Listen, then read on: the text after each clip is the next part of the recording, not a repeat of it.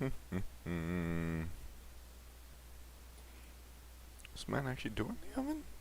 No, he's not.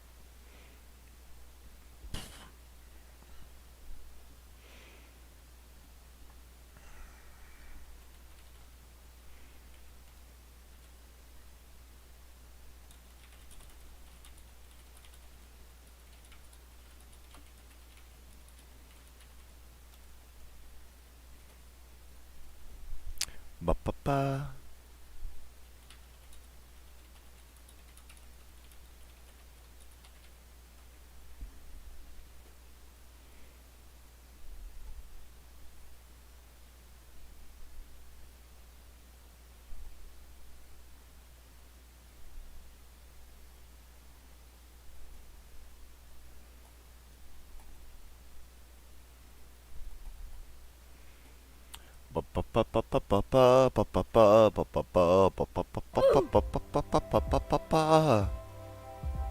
Yo, what? No.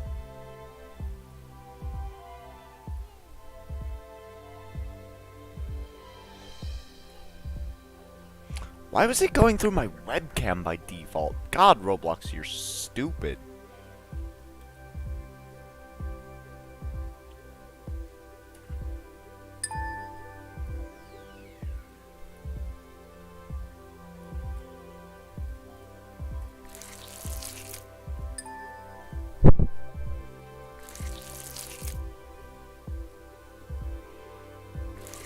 How's everybody doing today?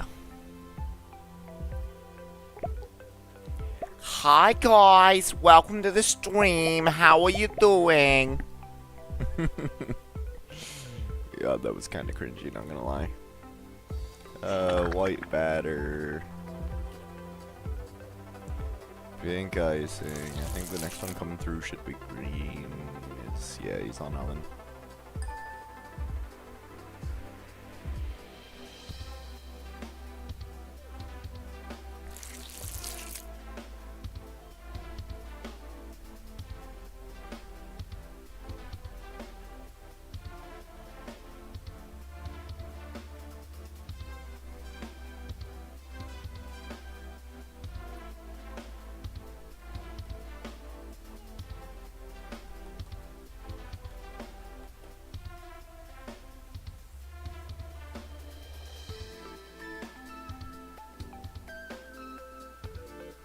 Hey, bueno.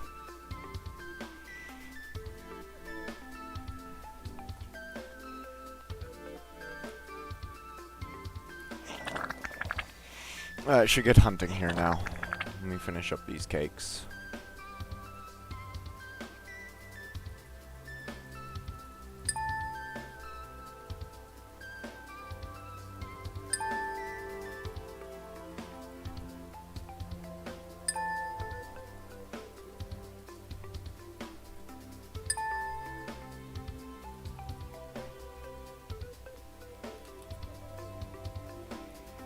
Gourmet mastery? What are you talking about?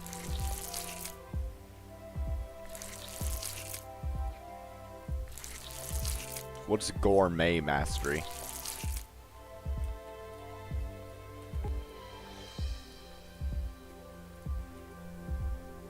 Oh, worm. Okay. Yeah, that suddenly makes a lot more sense.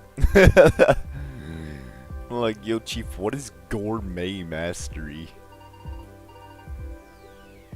Yeah, give me another cake, Chief.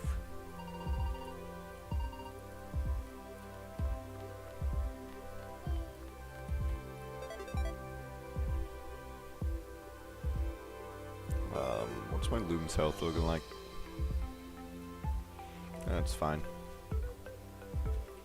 I only have 4 minutes of boost left, that's right. Okay, it's darker in my room than I thought it was. Let me pop on the stream light so you guys have okay lighting. I thought it was a lot brighter in my room because it feels a lot brighter, but I guess not. I do still need the stream light on. Yeah, that's better. Let me actually turn this up. Make it just a little brighter.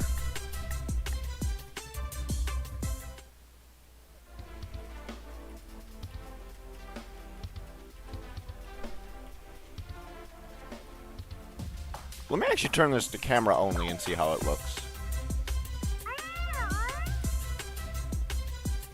Okay, I guess it doesn't look nearly as dark as I thought it did just looking at the, thing. Current lighting level's good. What does that look like if I turn the light off and switch to camera only? Not too bad, yeah. It looks a little dark because there's a lot of background light, but it's not that bad. I have 2 pings. Think on what are you trying to tell me?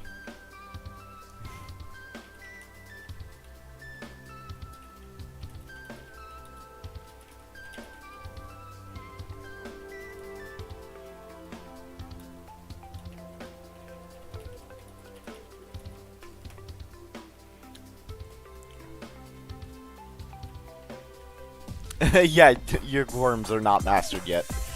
Yeah, I hate mobile too, bro. Mobile's ass. I feel that.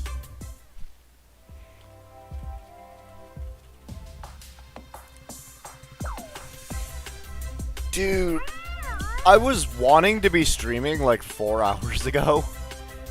Give or take. But honestly, I just slept in till like 2 hours ago. Then I killed some time on YouTube. Then I finally cleaned my bed behind me a lot, so almost all the trash is gone. The bag of Takis back here is actually full. That's just a couple plastic bags and some utensils. The plate I just had a Hot Pocket on. So my bed is so much cleaner. I actually have a bed again. It's so nice. Oh, the Takis are off camera. Y'all can't even see that, but...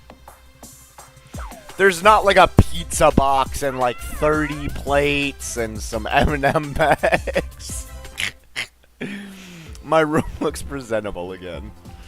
Well, maybe not the floor. The floor has a lot of clothes on it, but there's no like mess on the floor. It's just clothing. My dresser over there I use for storage.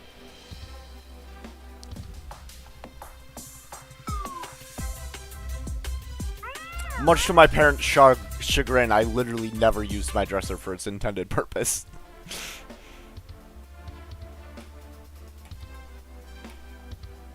Chuck on another hour of boost here. Oh yeah, well, what does Lucia say? Boostio! Hold on.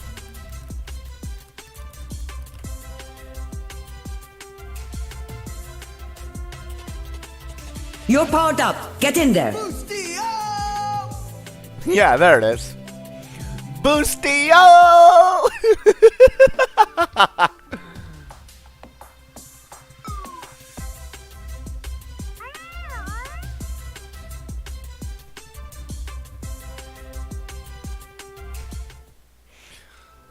Yeah, I haven't, like, bought a bunch of tokens. I could buy more.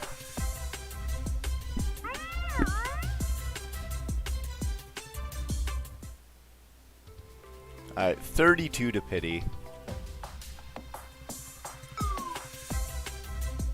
Wait, let me go ping Ducky's ass.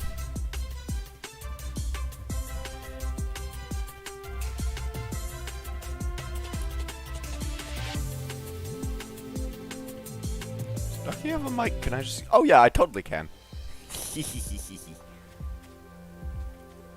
Hey, yo, homeboy, I'm...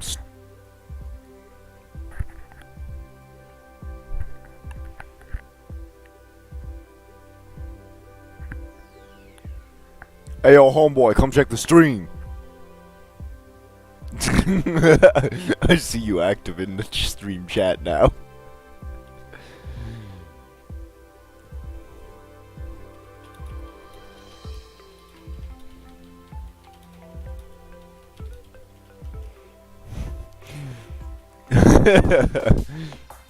Shit, I encountered something. Hold on, I can't hear you now.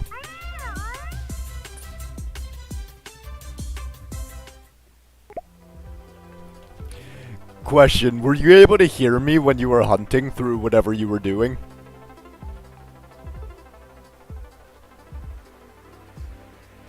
Come on, nerd, unmute.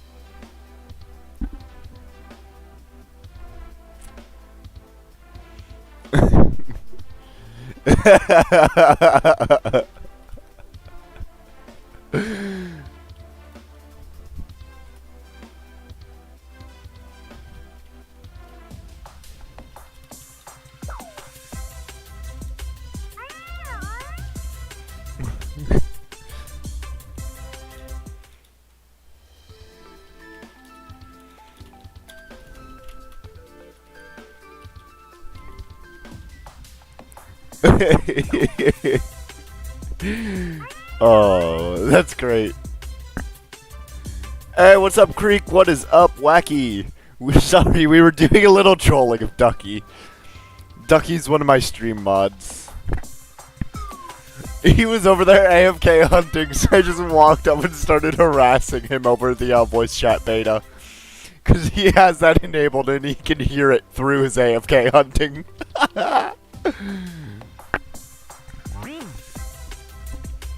Okay, wait, no, you joke. We actually got Gamma slugged yesterday. Here, hold on.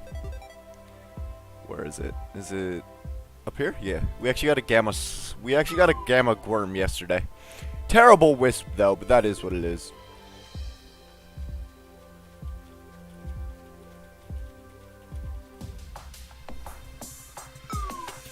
Actually, it was perfectly fair. Oh, Creek, I literally just went live 10 minutes ago. I've not been live for long. But no, that's dead on rate. 4 alphas to 1 gamma. That is exactly rate, because gammas are 5 times rarer than alphas. No worries, Wacky.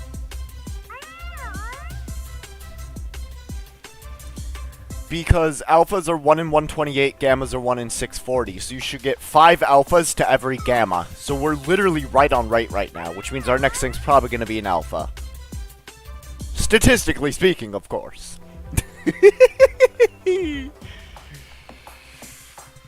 Yeah, I'm a nerd, Ducky. What's up? There's my stream mod. And one of the tryhard squad.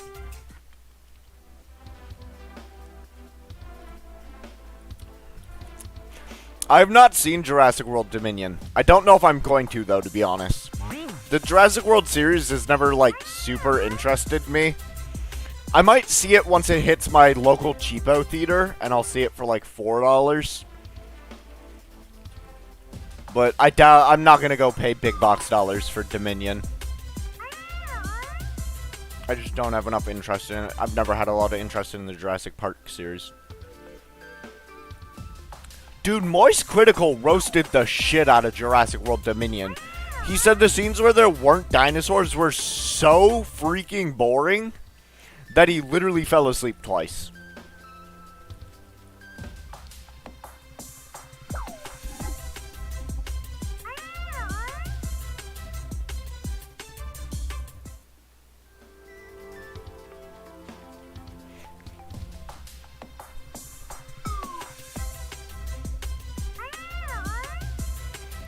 I mean, yeah, you can't take just one person's word. No, I've not heard of Slugterra Creek. I'm obviously, you know, gonna form my own opinions when I watch the movie, Ducky, but that doesn't mean I won't take into account what he said. Yeah, doesn't surprise me though, Wayno. This is one of the most popular events. The sheer amount of people that were probably hunting probably just made it, likely.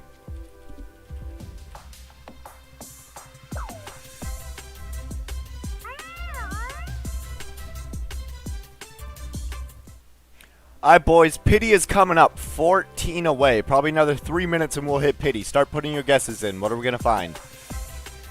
I'm guessing Alpha Mochibi locking my guess in.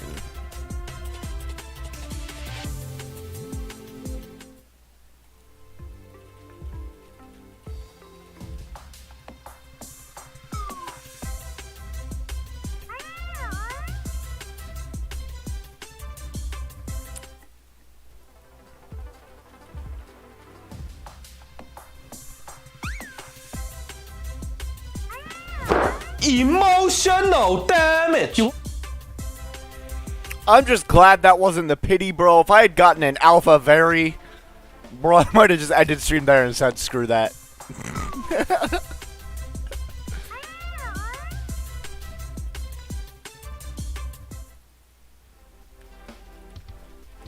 Alpha Varies are such absolute wasted RNG. I don't know who Chris is. Oh, Chris with a... I don't remember. I was really tired last night, Creek. That's why it was only a 2-hour stream. I went to bed early. And I slept in late. So I honestly don't even remember who was at stream last night.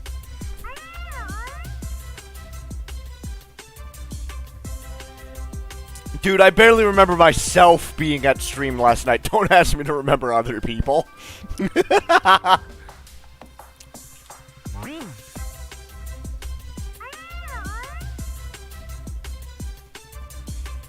Dougie, if I find a rainbow with squirm, I'm keeping it. Hey, yo, Steve for Blues Clues is back! Good to see you, Creek. You're never gonna outlive that joke. You're always just gonna be Steve from Blues Clues now. There's nothing wrong with it, but that's our inside joke. You're always gonna be Steve from Blues Clues. That's our inside joke from now on, for, like, all of chat. When Creek joins, Steve from Blues Clues is here. That's chat's inside joke about Creek now. Nothing mean about it, just a funny.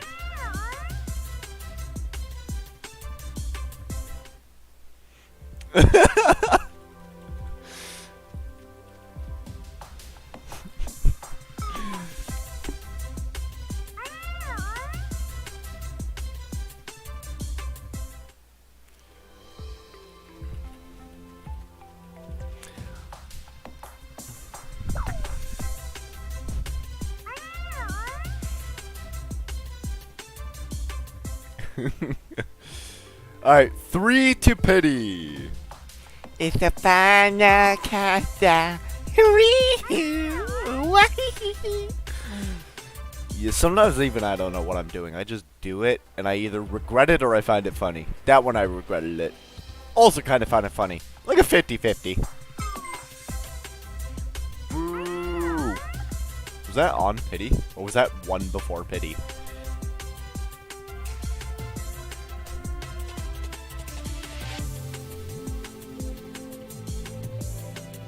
Interesting. That was not the pity encounter. Pity counter was at 2, not 1.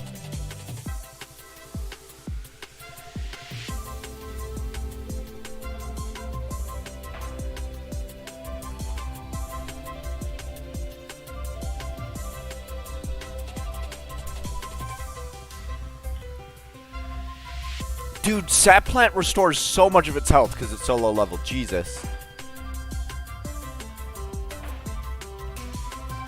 Bro, stop healing!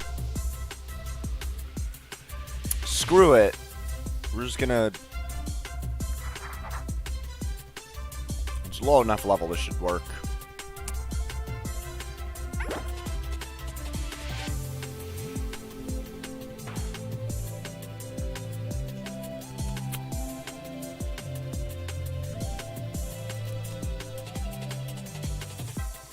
Let me check something real quick. Okay, so that's risky.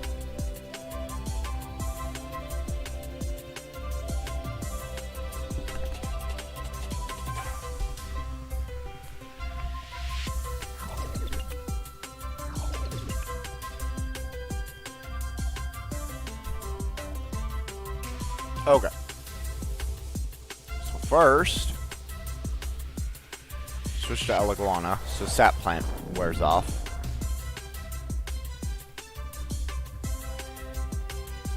Hit him with the spare.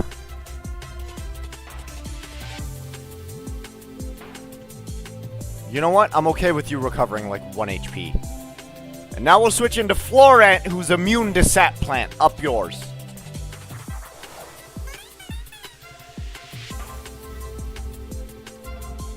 No, the Gamma Valentine fan club actually got banned.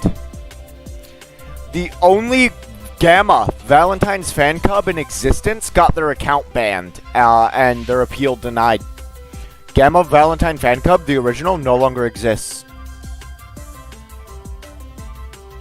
Armenti made a video on it. Hold on, let me see if I can find it.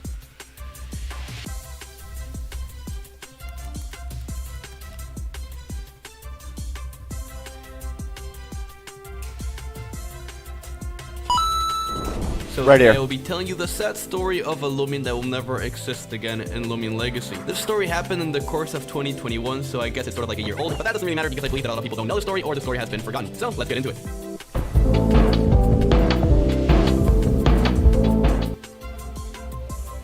Oh, wait, no, that was the GSA. Never mind. That was the Gamma Secret ability. It was the Gamma Secret ability, the only one. So, I apologize, I was slightly misremembering. But here, I'll just let the Armeni video play out. On February 13th, 2021, the Llama Train Studio Twitter account went on the Twitter and they said the following. Today we'll be releasing a new event fan club as ever encounter in the wild. This marks part 1 of a 2-part event we'll be holding in Loomian Legacy for the next couple of weeks. Much more content will be coming in part 2 next week. And along with this tweet, they included this picture of Lando just vibing with a Valentine's fan club.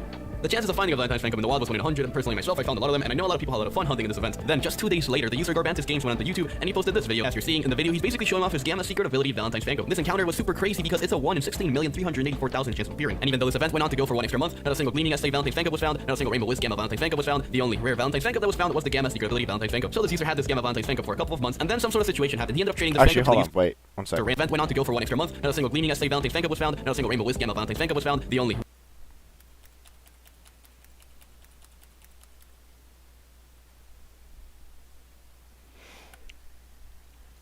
So apparently the Rainbow Wisp Gamma wasn't found, and the Alpha SA wasn't found. The only rare Valentine's fan club that was found was the Gamma Secret ability Valentine's fan club. No Gleaming SA super crazy because it's a 1 in 16,384,000 chance of appearing. And even though this event went on to go for 1 extra month, not a single Gleaming SA Valentine's fan club was found, not a single Rainbow Wiz Gamma Valentine's fan club was found. The only rare Valentine's fan club that was found was the Gamma Secret ability Valentine's fan club. So this user had this Gamma Valentine's fan club for a couple of months, and then some sort of situation happened. He ended up trading this fan club to the user Randy, which is a known trader, and here's basically what Randy gave for the fan club. Apparently something went down with that trade that was unethical. I'm not gonna get into it, but ultimately the point was that Garbantis Games had traded away his Gamma Secret ability Valentine's fan club to someone else, which meant that he no longer had control of this Loomian. It has happened a lot in the trading community where users who find rare stuff in Loomian Legacy, rare unique stuff, end up trading it away. They essentially never end up getting it back because the traders tend to overinflate these Loomians and tend to want to trade them for ridiculous prices. So after Garbantis traded his Gamma Valentine's fan club away, he never saw it again. So Randy basically had this Valentine's fan club for a while until he decided to trade the Valentine's fan club to the user known as Mustafa. Then Mustafa acquires this Gamma Valentine's fan club and he keeps it in his inventory for a while. A bunch of time passes and now it's November of 2021 and Mustafa, who is the current owner of the Gamma Secret ability Valentine's fan club, decides that he wants to get Roblox Premium. So what he ends up doing is something that no one who's watching this video should do. He allows his friend to go into his Roblox account and then his friend ends up buying him some Roblox Premium. After a couple of days, everything was fine until his friend ended up disputing the premium charge with the bank and Mustafa ended up getting terminated from Roblox. Mustafa tried to appeal this termination, however his appeal got denied, which meant Yeah, so there's the basic story. Is that it got traded 2 or 3 times. The current owner of it, Mustafa, decided he wanted Roblox Premium. Let his friend go on the account and buy it for him. Friend ended up disputing the charge with the bank, so that it got charged back. And Roblox banned him over trying to basically scam them. And so even though he wasn't at fault, necessarily, it's still, he shouldn't have let him on the account. That's account sharing, which is officially against Roblox policy. He could have had him buy a Roblox gift card for him instead. There are ways to do it without breaking terms of service if you want to buy someone Roblox Premium. And so that's kind of what happened to that.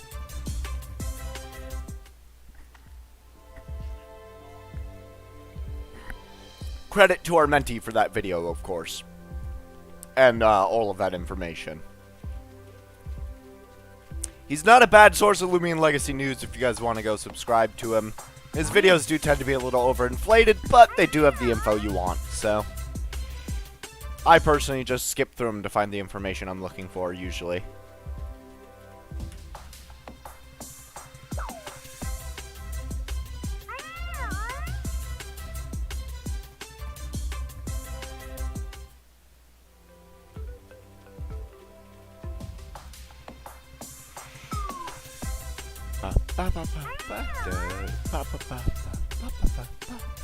So anyways, how's everybody's Sunday going?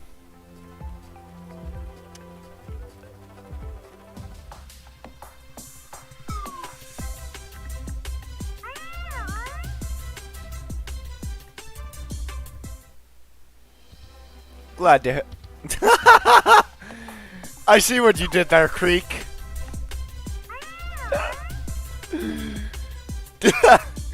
I went glad to hear it's going good, and then I saw your change profile. You know what? Way to adapt to the joke. Nice.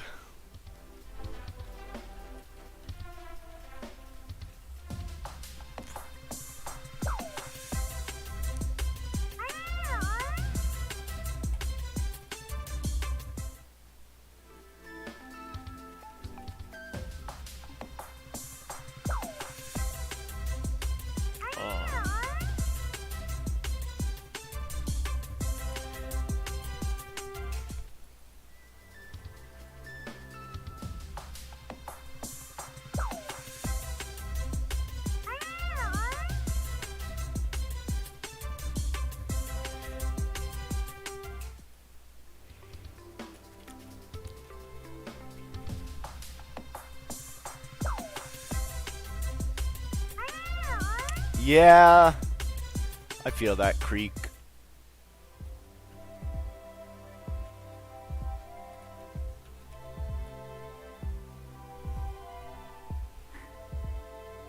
What was I about to look at? Right, I was gonna look at that. Oh, 7 right now.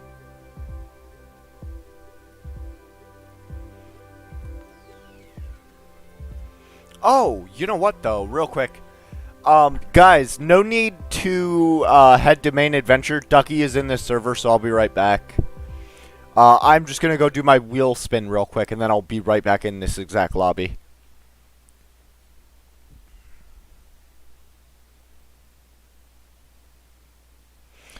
I already know what it is. I'm not saying it.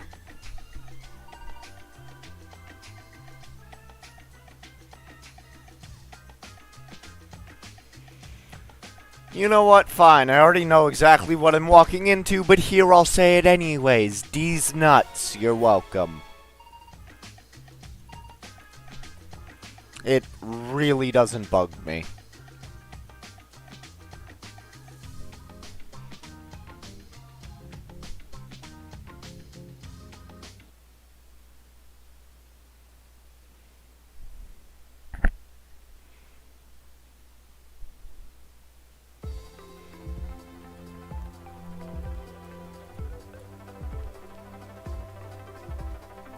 Told you I'd be right back in the same server.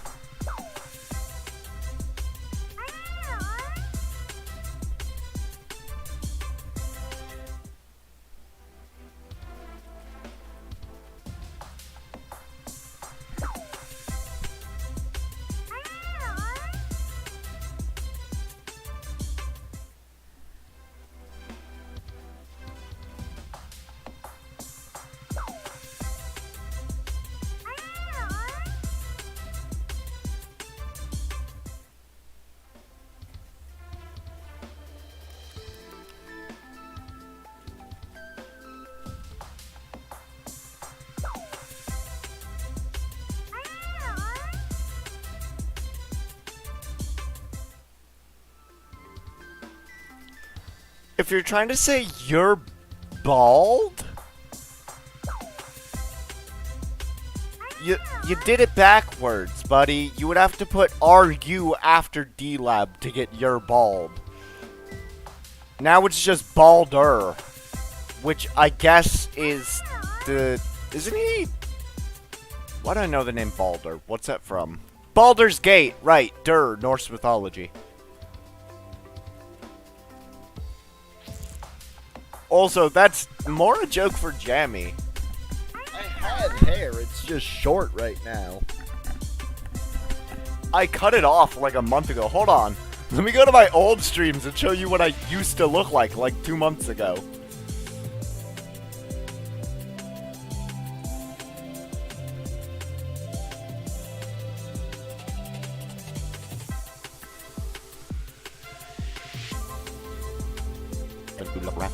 Alright.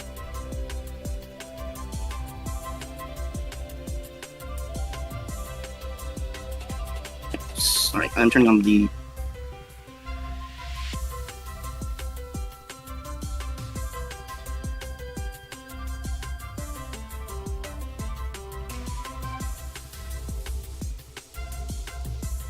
No, bro, my hair used to be insanely long by comparison. Like, down by my collarbone. My hair, literally, used to come to here. And if I let it fall forward, it literally came to, here. From the front to, here. In the back, it was down, here. My hair used to be insanely long, but I cut it during the summer. I usually get, a once-a-year buzz cut.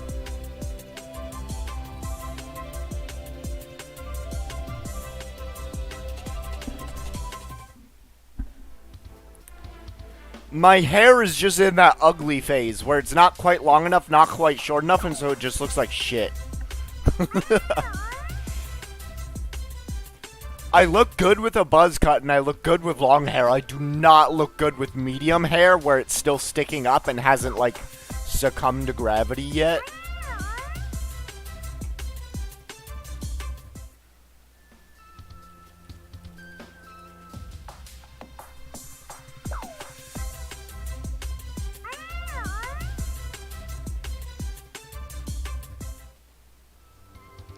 Hold on.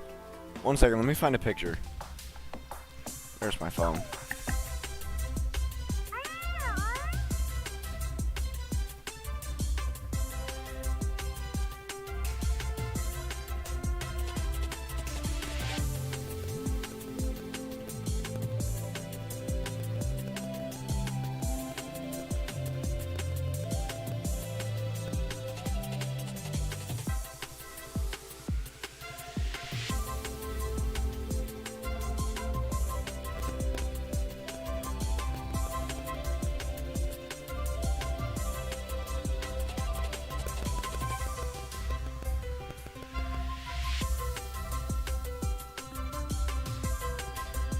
That's gonna take a second to upload, so...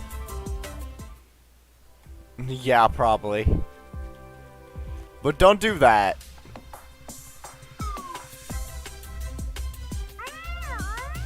One thing to change your profile picture, it's another to change your entire channel.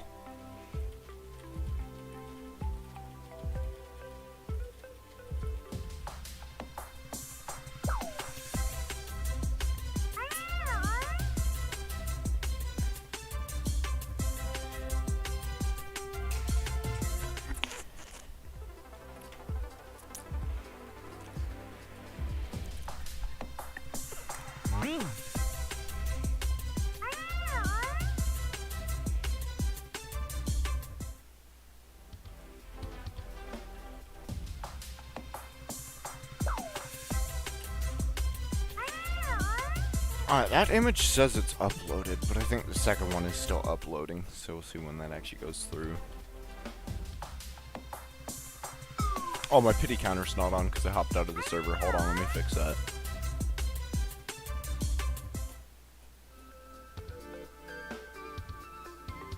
There we go. Okay, there, the picture's uploaded. Do I still... No, I don't still have that on stream. Good.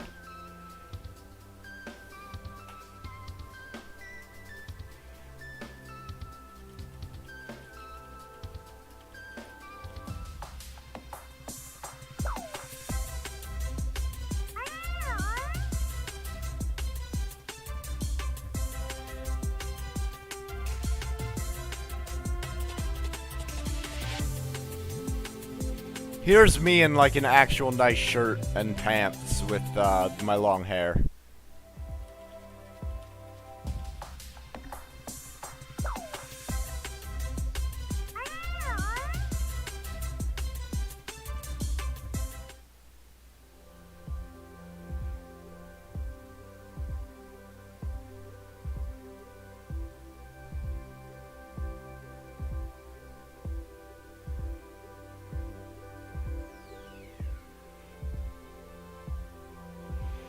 And there is another showing it a little better.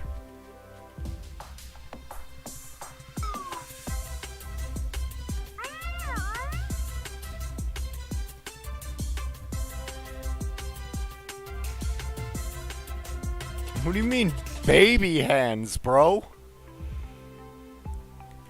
Dude. This is a 16-ounce can for comparison.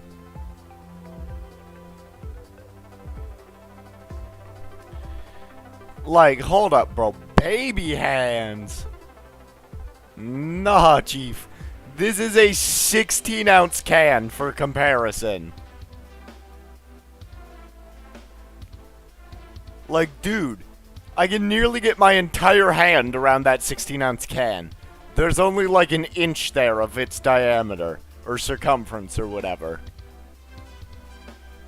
If I go down here, I basically can. Down to the lower ring.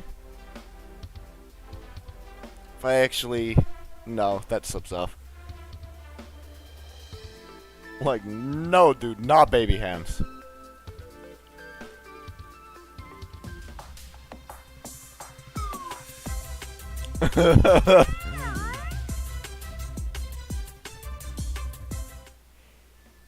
Oh, yo, you know what? I want to hold on. Come on, you mother. Oh, there we go. Oh, oh my god, that's so strong. I love it.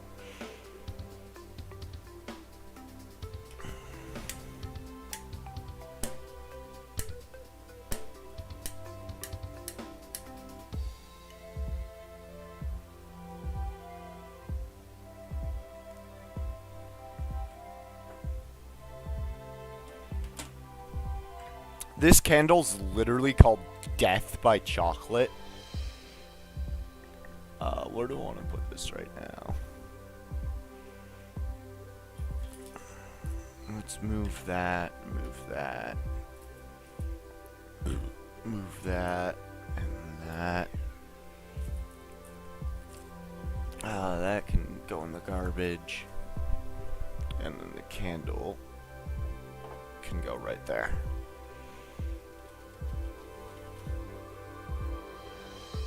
What?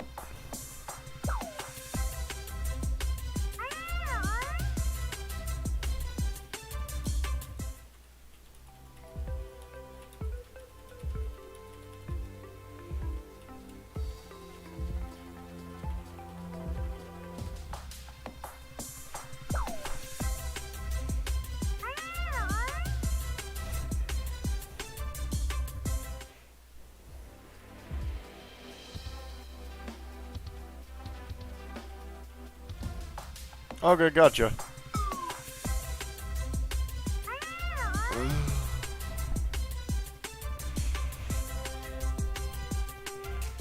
Honestly, Creek, it'll be easier to trade for a Gamma Ragoon that doesn't have, the right Wisp, and then just trade for Wisp bottles until you get the right Wisp.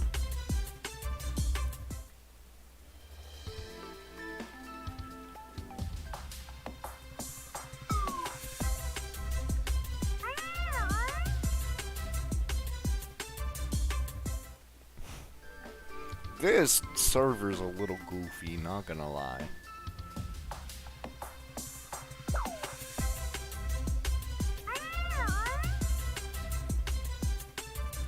Wisp bottles are way cheaper than trying to find a trader that has the exact Wisp you're looking for.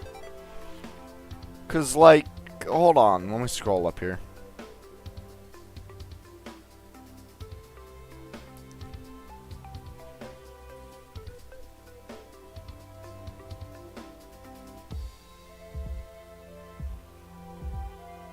Like, with the Christmas event, Gamma Kleptyks are not nearly as rare as you think. I got 2 of them right here. Dang, this one actually has Magic Wisp by chance. This one doesn't, though.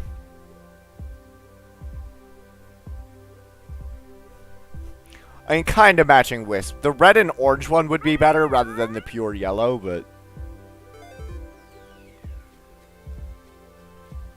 No, they're not for trade. I only have the 2. Emotional damage. It's not for trade. I only have 2 of them.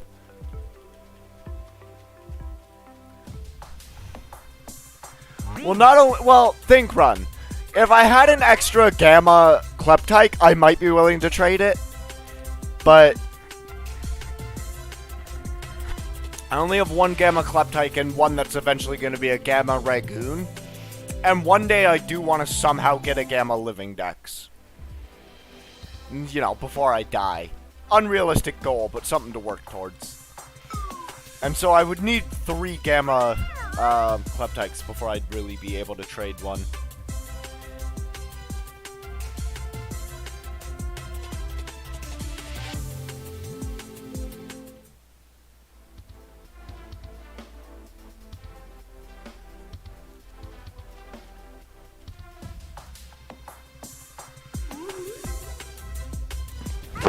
Emotional damage. You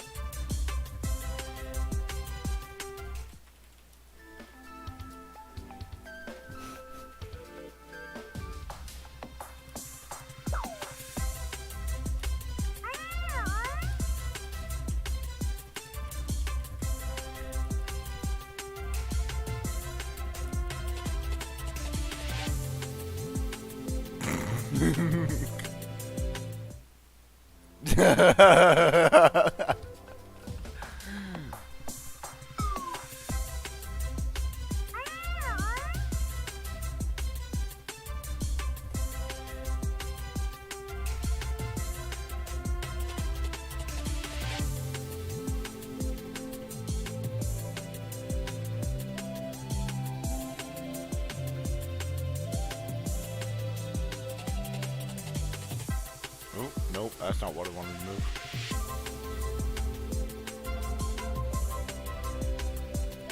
There is all of the wisps for you.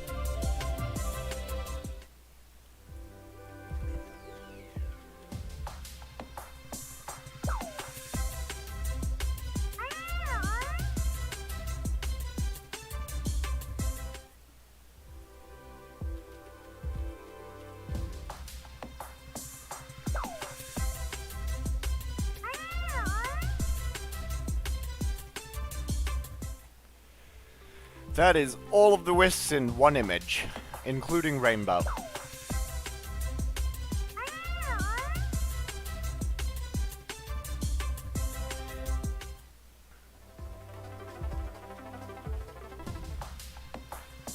There's not really one that's like explicitly white and green.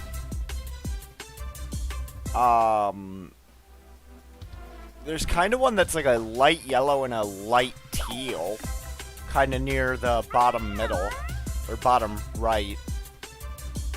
Right above the red and black wisp, kind of.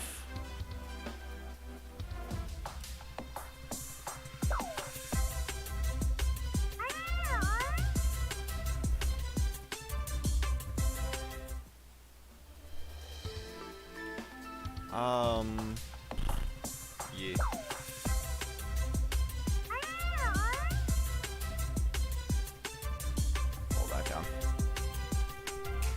I always try and go with a matching wisp for any rare Loomians I find. I spend the Robux on the wisp bottles to get them to match.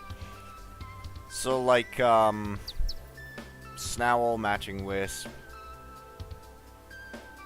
Wintrix, matching wisp. Give me a second.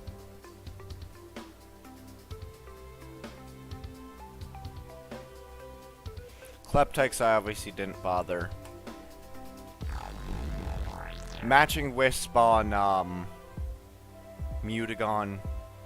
I believe he's the green to black, if I remember right. Yeah, green to the tail end is black.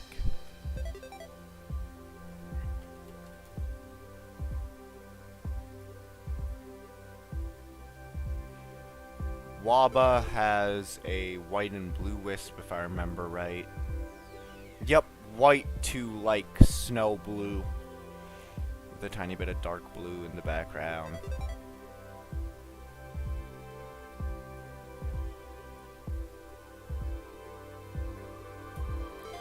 This one I know is just the fairly standard green wisp. Green the whole way through. Do I have any other gammas that I forced the wisp on? I can't remember. I don't think so. I don't have a lot of gammas that are actually worth that effort.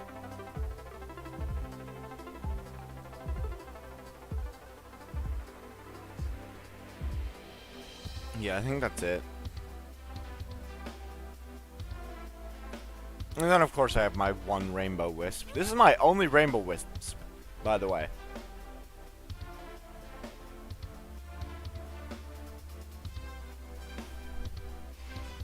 I think Scorb just happens to have a matching wisp, kind of? No. Maybe? I don't remember.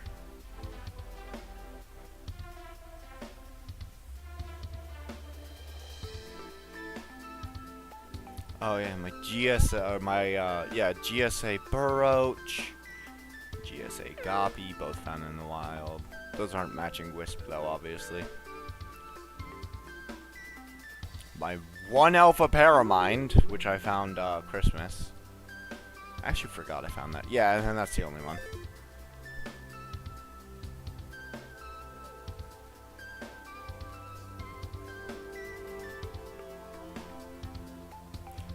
That was the giveaway box I did. Well,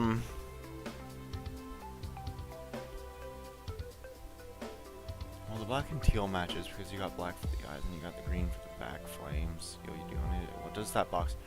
When I hit 100 subscribers on YouTube, I did,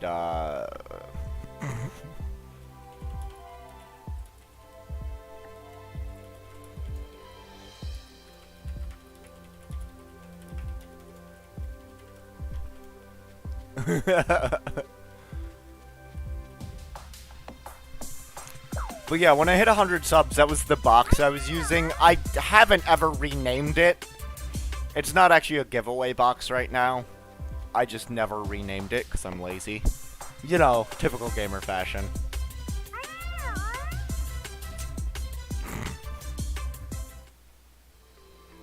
Oh yeah, you betcha. Don't you know I'm in South Canada, also known as Minnesota? Land of passive-aggressive politeness. Oh no, after you and 10,000 lakes, don't you know it? Got a nice hot dish we can set up on the coffee table and, you know, eat it by the Davenport. Yeah, it's no big deal. Oh no, I insist, after you. No, after you. I insist, after you. It's like Minnesotans can't be one-upped on kindness.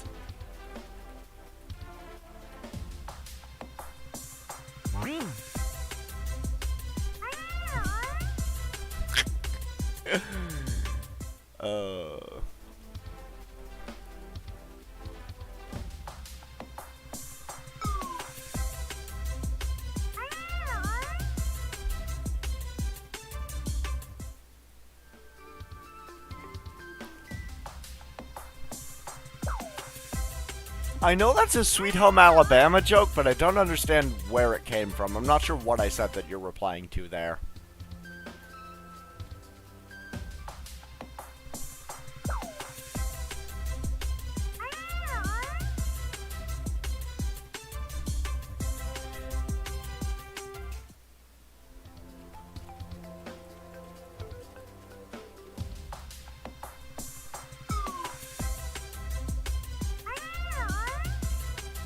For a regular Ice Mutagon, they're not that rare. I'm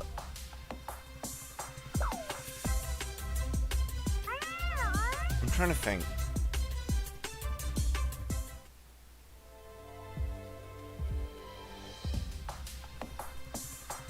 I feel like an Ice Mutagon's only worth 1 Rainbow Shachi. A decent number.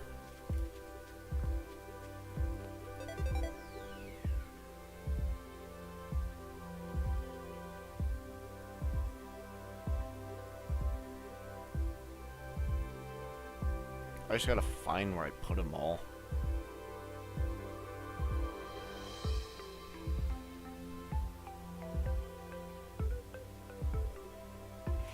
Yeah, like, there's all my Christmas Pro page, and they were rare, way rarer than Ice Mutagon.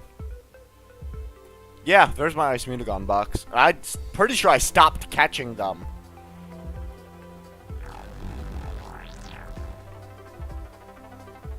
No, that's giveaway fodder for the future. But I'm not running a giveaway right now. Those are giveaway fodder for the future.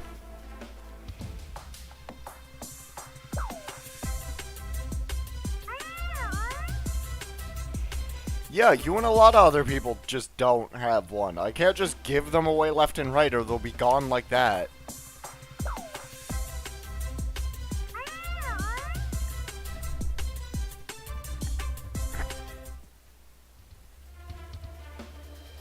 Just because I'm nice doesn't mean I'm a charity. I don't give stuff just away willy-nilly. Just because somebody has 18 Lamborghinis, you can't just say, oh, it's just one Lamborghini. It's still a Lamborghini, bro.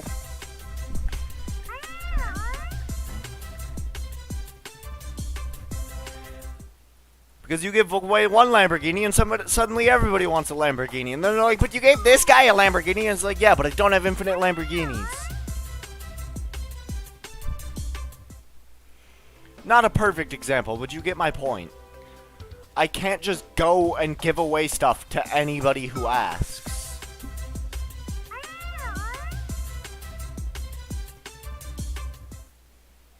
Plus, I already gave you an Armenti Eaglet the other day. For free. You didn't have to win it, you didn't have to do anything, I just gave you one. Armenti's out here trading those for cake right now. I just gave it to you for free.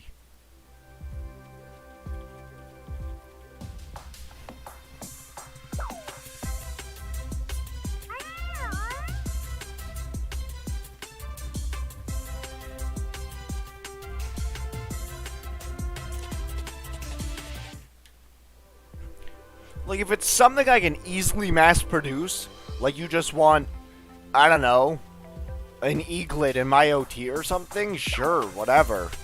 I'll get around to it and I'll get you one. But, like, something I cannot easily just magic more of, I can't just go away or go around giving them out.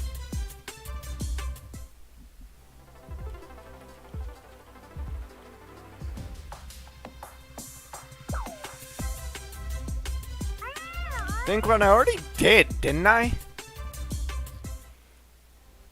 Think Run, I'm almost positive I did.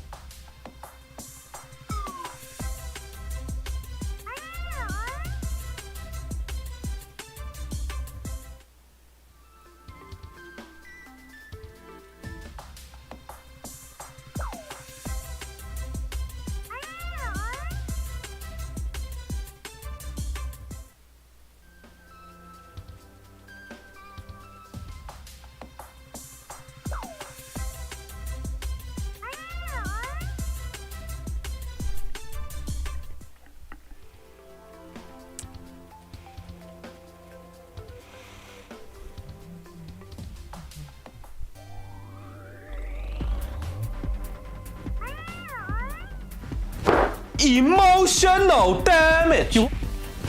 Emotional damage. Emotional damage.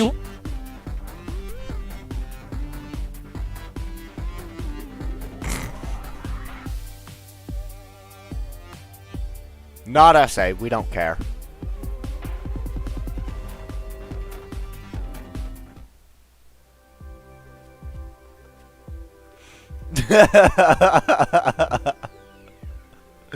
I only played the soundbite 3 times. I didn't go crazy on it.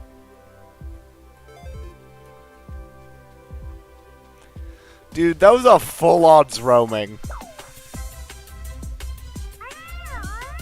I'm not friends with Lucky HD. If I just contacted Lucky HD out of the blue, he'd be like, who the hell are you?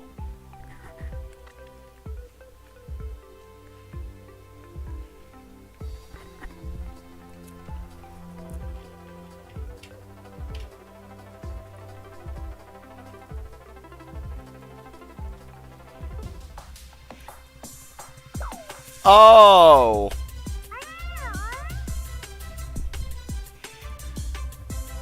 Yeah. Yeah, I forgot you know Lucky HD and Pokenova, right?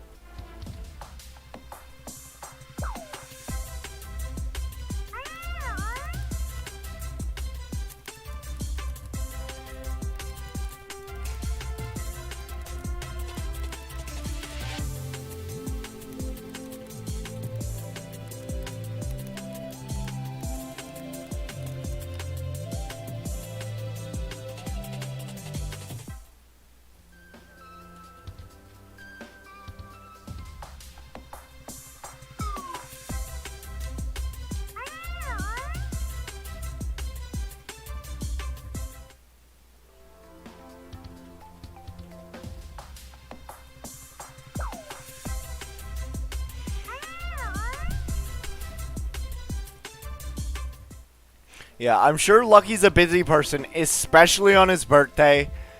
He doesn't want to be, no, I wouldn't say I'm friends with our mentee. I'm acquaintances with him. I'm not going to bug him over a random fan wanting to meet him. I'm sorry. I do not want to harass our mentee like that and abuse his trust of me contacting him over stuff. Was this pity? Nah. We're like 20 away from pity still. Nice.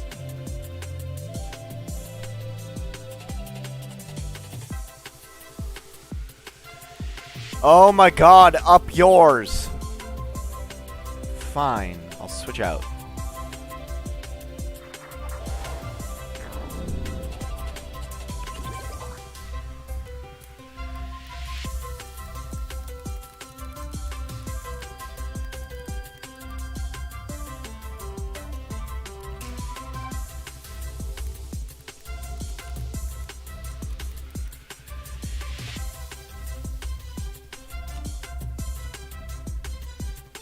Oh wait, you are actually friends with our mentee? I thought you were just acquaintances, like you are with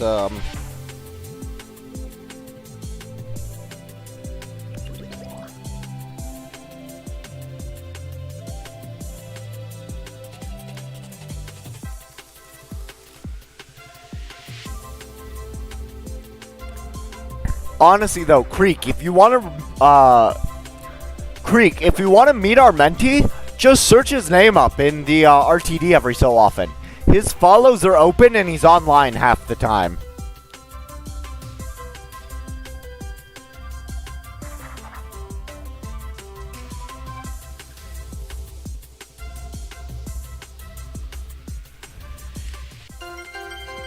Hold on, let me see if our mentee's online right now. He might be online. You could probably go meet him more. Or, wow, English. You might even be able to go meet him right now.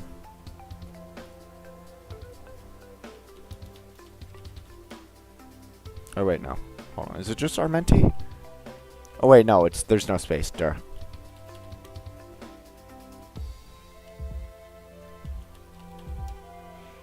Yeah, he's not online right now, but just literally check every so often. This dude's follows are open usually, so you can join him at any time.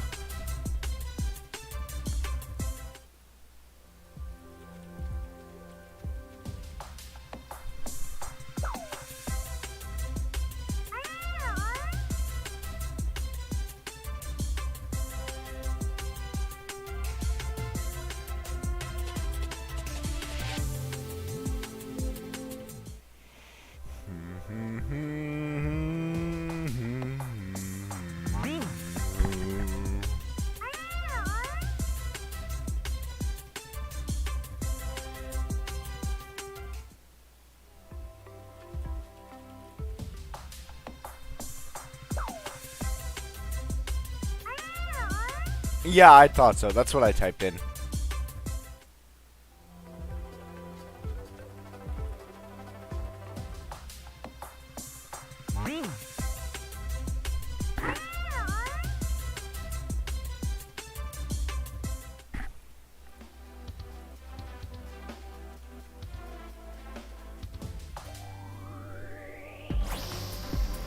You know what?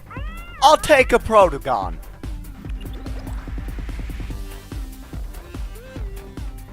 I'm not gonna catch it, but you know what? It doesn't get an emotional damage.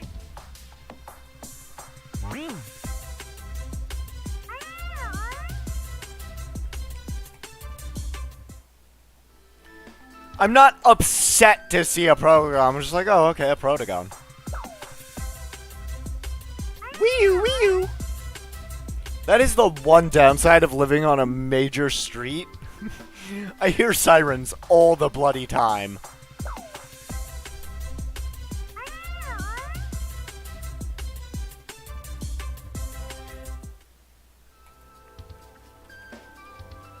I just heard a cop car going past in the background really loud.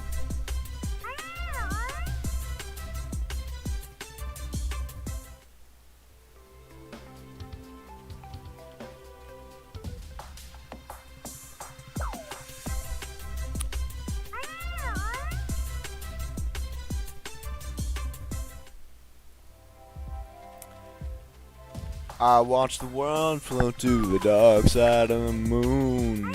After all, I knew it had to be something to do with you. Oh yeah, no, the sirens aren't loud enough to actually be picked up by my microphone because it detects it as background noise and filters it out.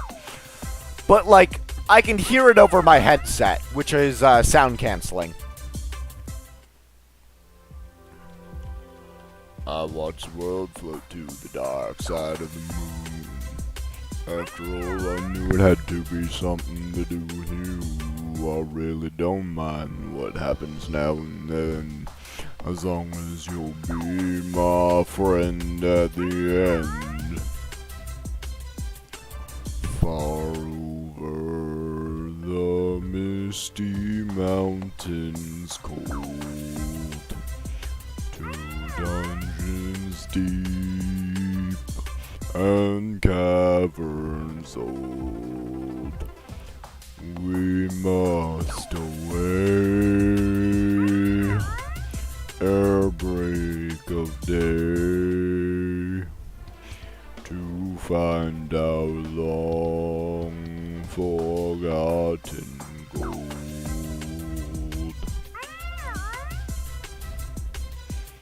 Just drop down deep real quick.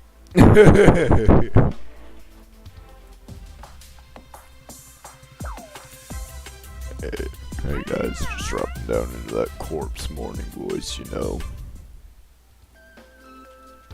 Yeah, you can rally stuff like that.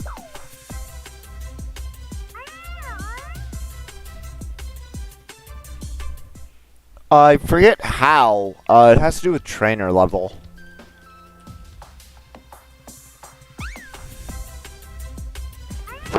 Emotional damage. You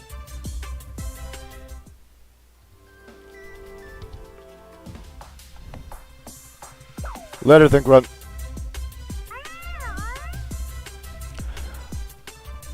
It has to do with the toys that affect personality, if I remember right.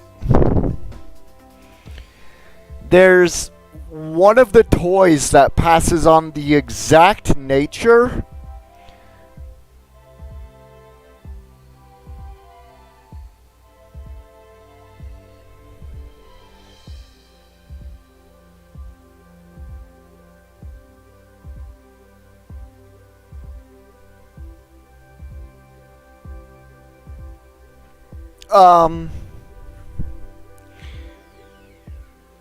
You can't pass it on from a non-rally leader.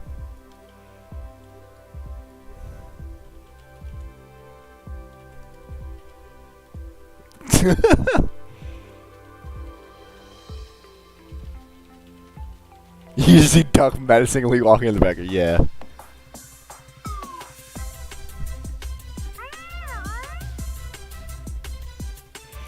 Yeah, you can't pass on the nature of the assistant, sadly. Let me double check rally real quick.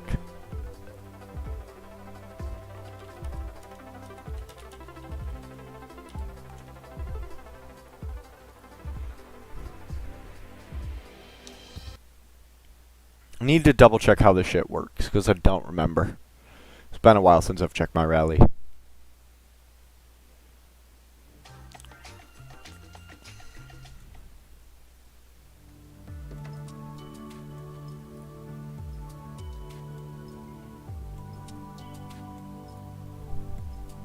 I don't even remember what I'm rallying. I think I'm rallying my signature loom, if I remember right.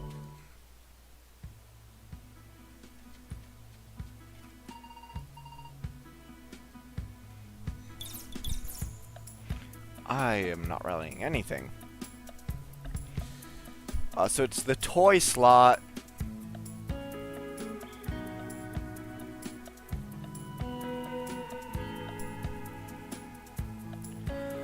So the way to do it is start with the puzzle cube to pass on your Namaure's Nimble every time. So start with just the puzzle cube, and then eventually you'll get a pure Nimble from Namaure off that. And then you can use the yo-yo to pass on pure Nimble.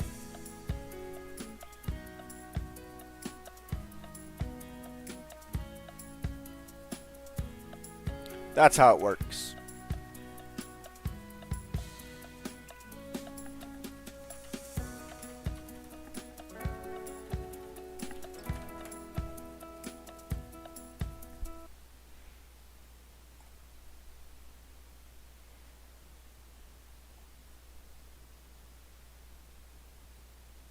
Oh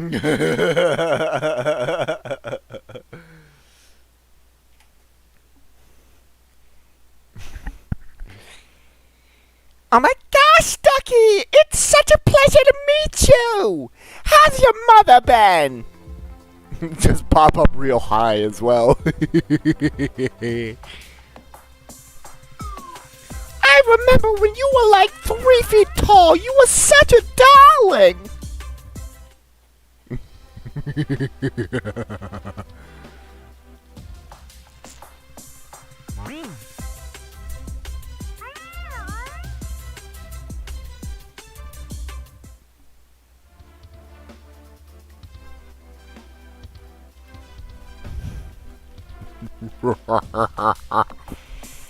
Casual evil laugh.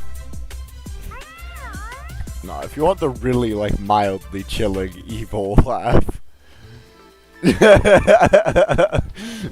my grandma.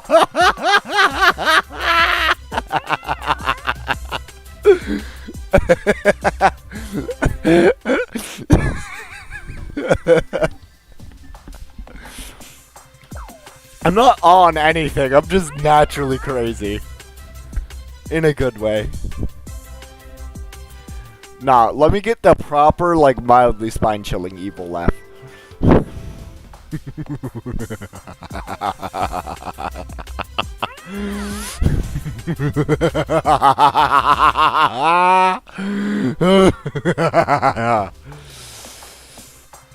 There we go. There's like the proper evil, like, slightly psychotic, spine-chilling laugh. If you really want to add the extra creepy factor, you go high-pitched with it, just...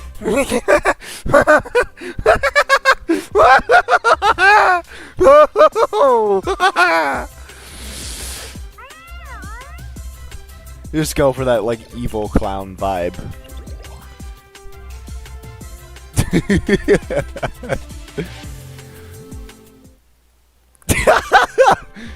So, Saw. I sound like Saw.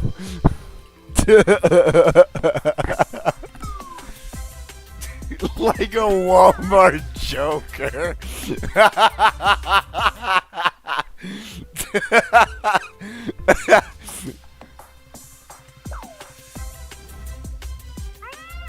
Hey there, Timmy. Do you want to play a game? You'll float too. No, that's a really bad Pennywise. Hold on. I need to hear it real quick.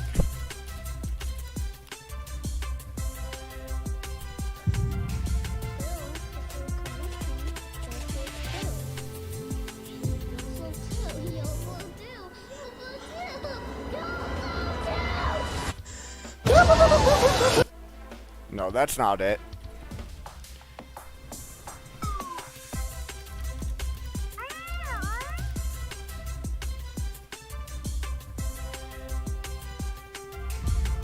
Is this it?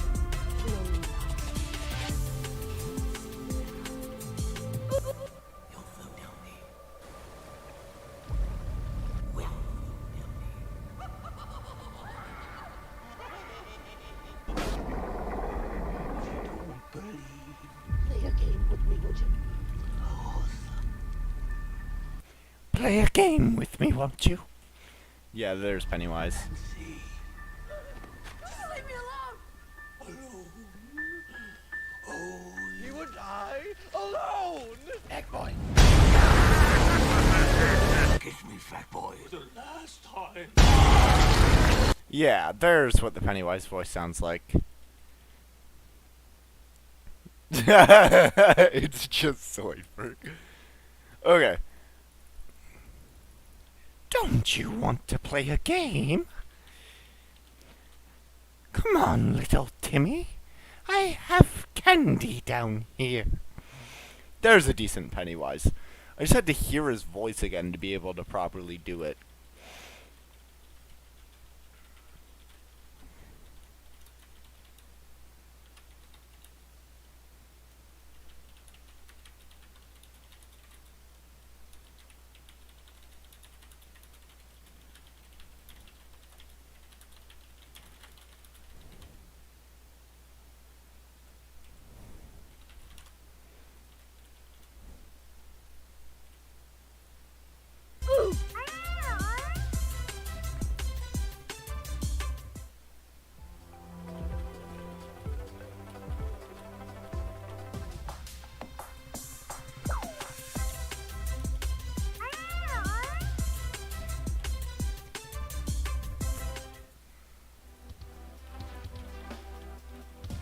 Yeah, no. To anybody who's thinking of offering me free cake, don't. I don't like taking advantage of my position. It feels like abusing a position of power for my own personal gain. It just feels wrong. Also, let's blow out this candle.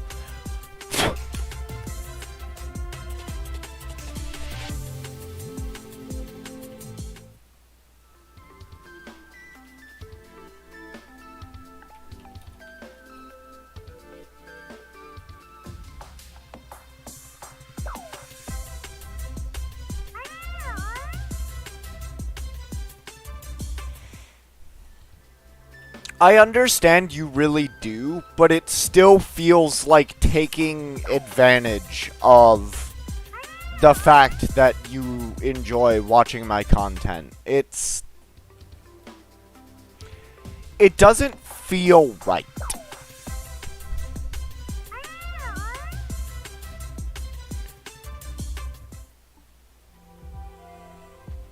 Like, even Armenti doesn't do it. He gives away his eaglets in exchange for a cake. He at least gives something. I don't really have anything I can give away at this moment in bulk like that.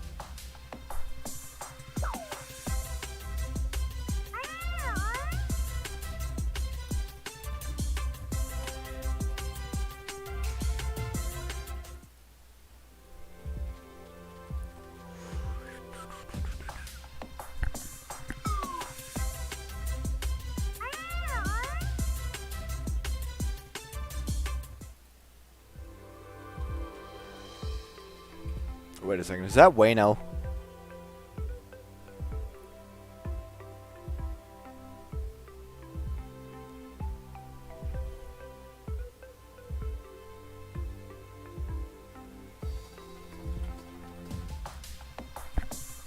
I don't have Twilets. Speaking of which, I still need to rally a bloody Twilet for that person. I forget who it was that's been asking, but...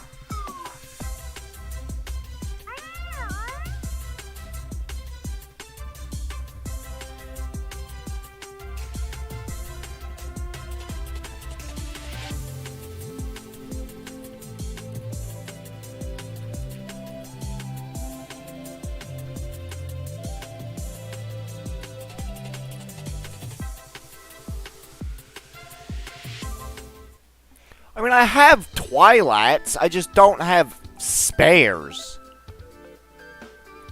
Like, I have Umbrat.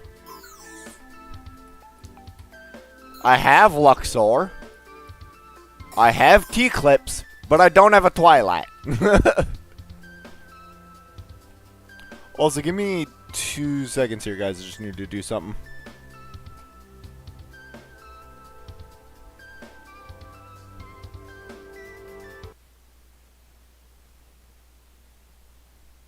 I'll be back in that server in like a minute, because Ducky's still in there.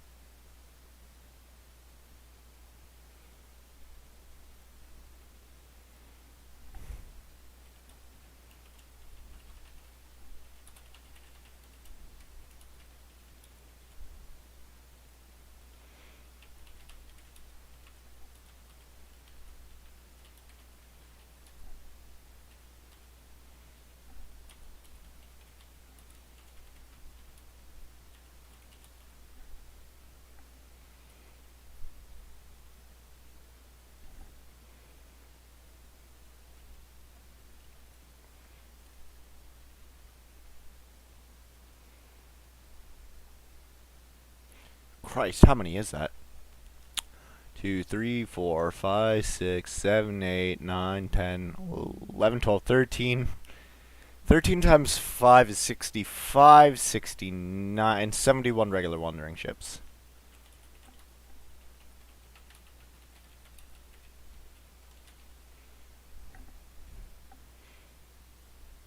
Okay.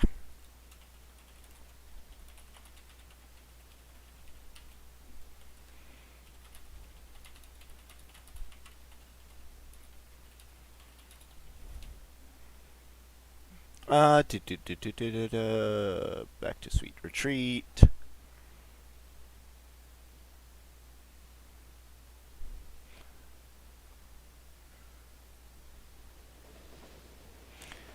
Just as blue, he tasted blue.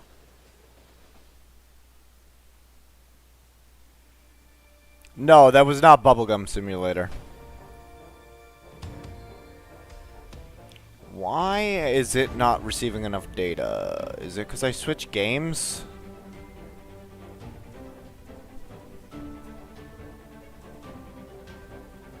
Wait, where's Ducky's? Uh-oh. Well, I guess I'm not coming back to the same server. Ducky left. Ducky, where'd you go? Nerd?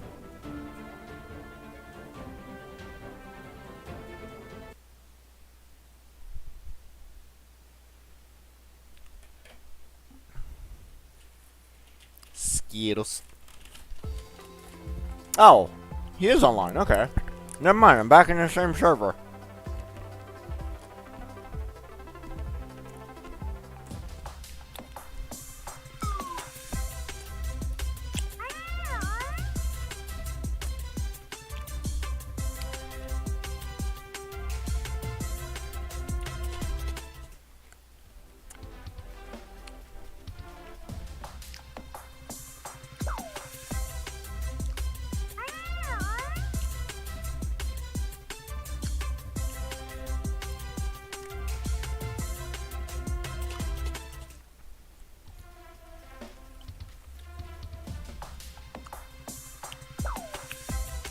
And no, that was on Mining Simulator 2.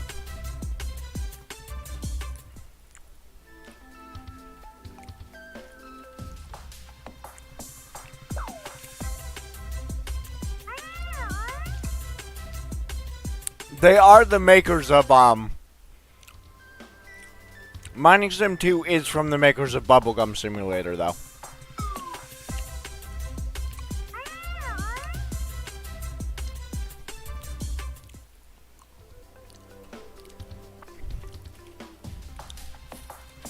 Oh, I'm Pepega. My boost is expired.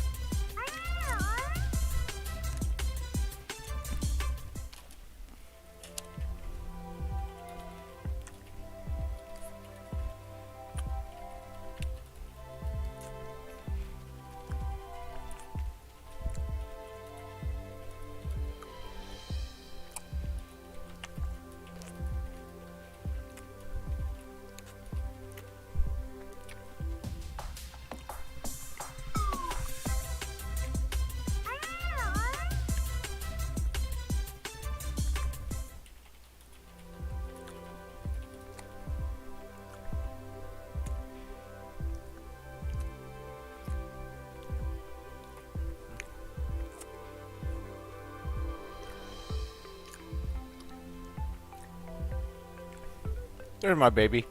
She's my home lock screen.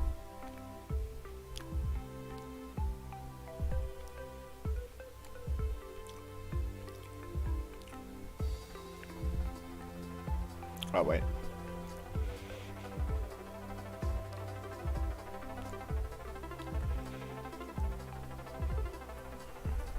There's my baby. Unblocked by this stuff.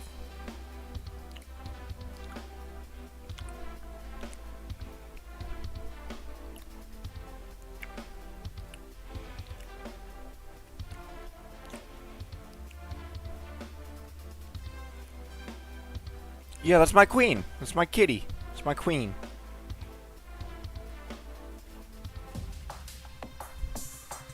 Yeah, my stream's lagging. I'm not sure why. It must be YouTube and...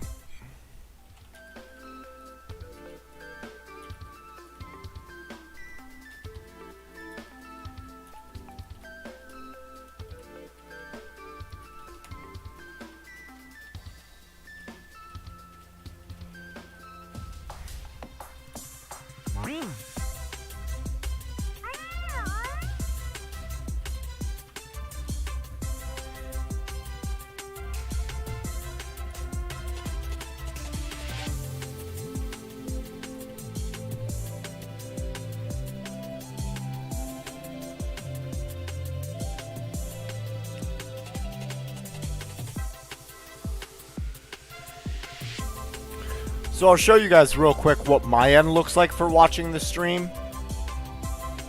I don't think I can even fit all of this on screen. Hold on. There we go.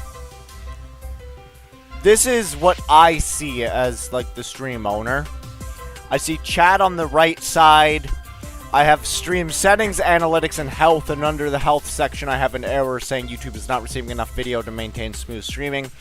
As such, viewers will experience buffering. It suddenly started about 5 minutes ago. I'm not sure what caused it.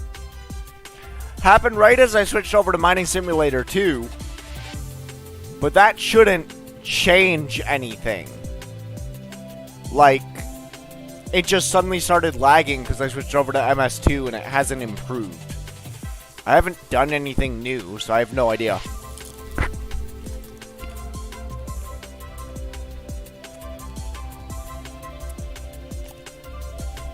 I'm almost positive it's YouTube end.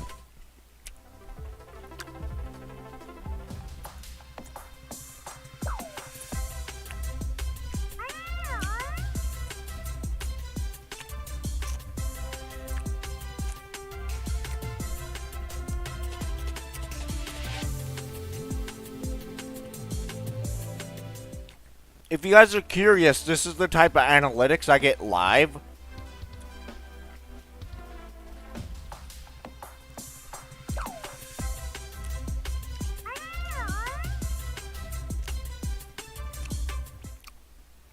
So you can see, like, kind of, where your highs and lows during the stream are.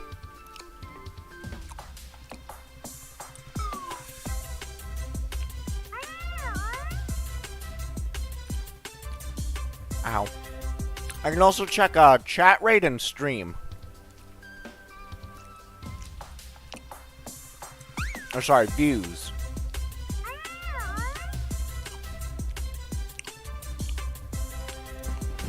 Emotional damage.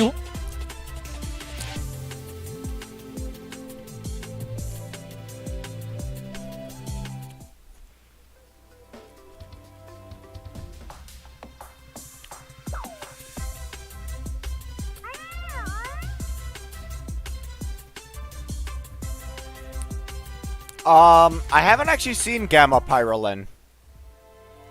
Also, hey, Wayno.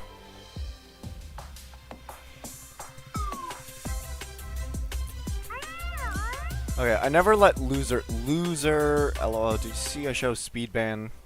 No, you didn't link it in Discord, so I have not seen it. Grats on finishing, Gwyrm Mastery Wayno. One more 3-star Goppy. Grats! Oh, no more. Yo, I need one more Goppy from the 3-star to get 10 tokens, but I got a 4-star yesterday. I'm dying. What dust get used, Rabbit? Right now I'm using Pure Smart.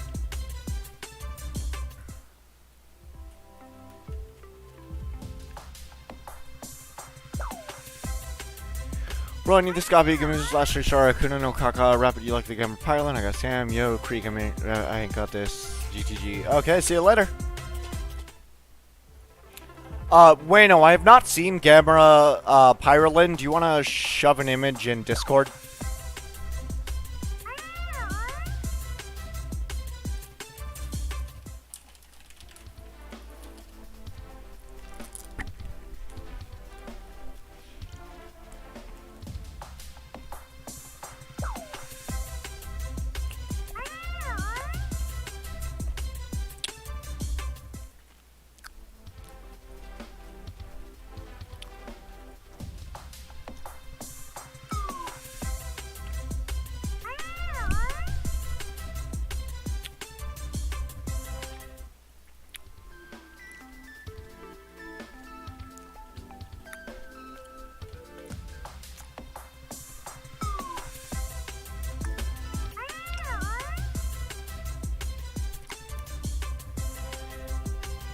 This is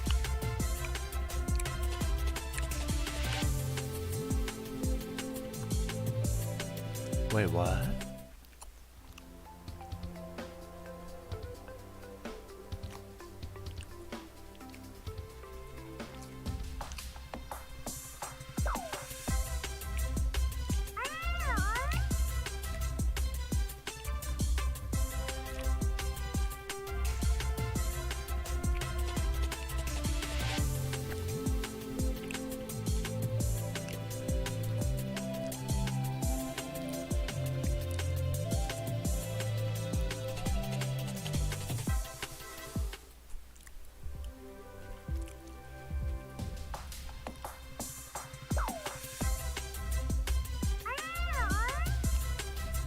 this is the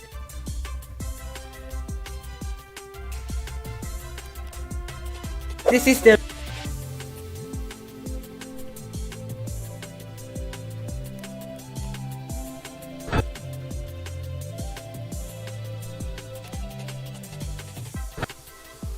Interesting. Cool.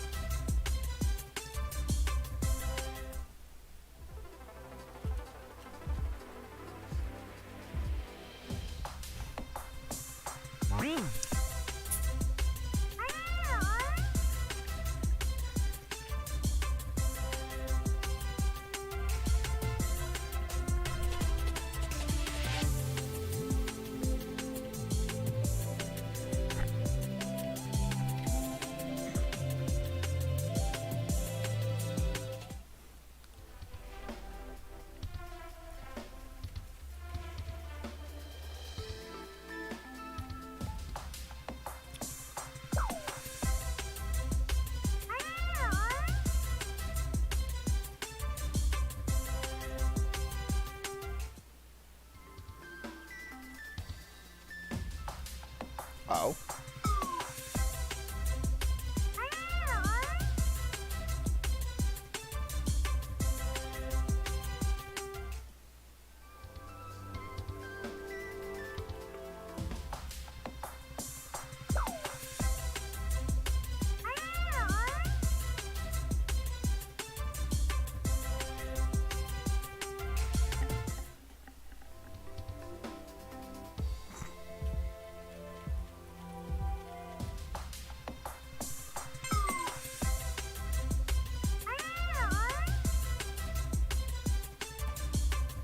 Take it, I guess. Hey, yo, wait, hold on. Hold on. Oh, never mind. I thought this was an Alpha SA for a second.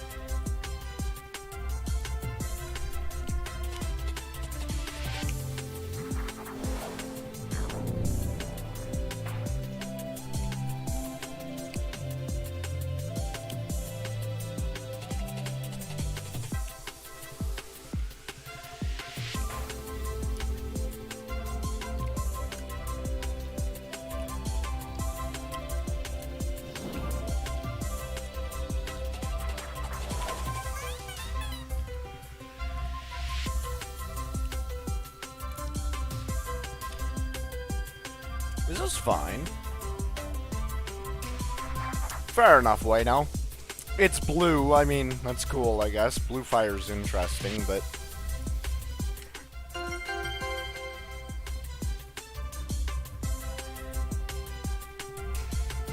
Blue fire's just propane, if I remember right.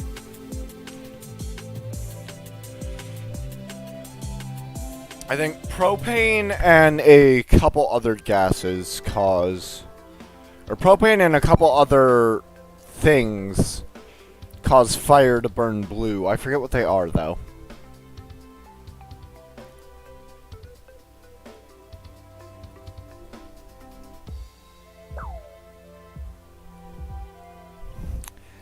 Interesting that we've gotten 2 reds and a blue Mochibi this year, but we haven't gotten the other variant, which I think is yellow? Hold up, let me find my old Valentine's box. It's up around the 20s somewhere, I think, right? Somewhere around here. Like 20-something, right? Yeah, there it is. The white. The white is the other alpha.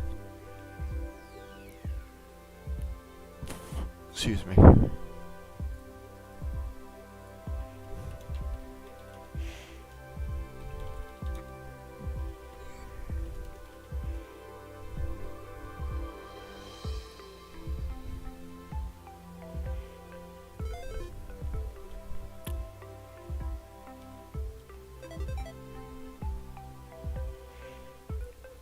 I really wish I could use my pure Nimble Alpha, but it is what it is.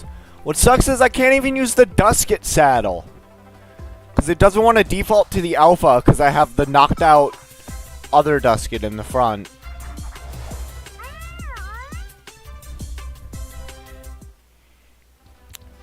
So like if I jump over here real quick and switch to the Dusket saddle, it has me riding the regular pure smart Dusket rather than my alpha pure nimble. Which sucks. If you have multiple of a Loomian that has a saddle in your party, it defaults to the one in the first position. I can't.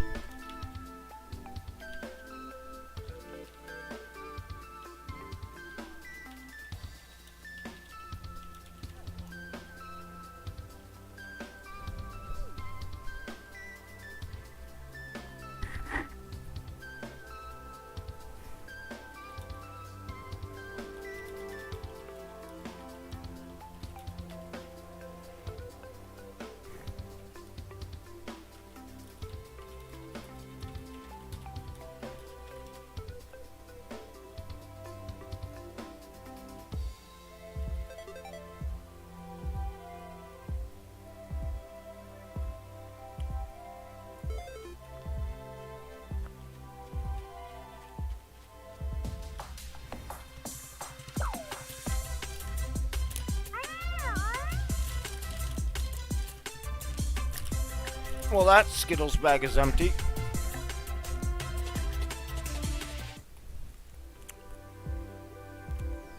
Pulls out another.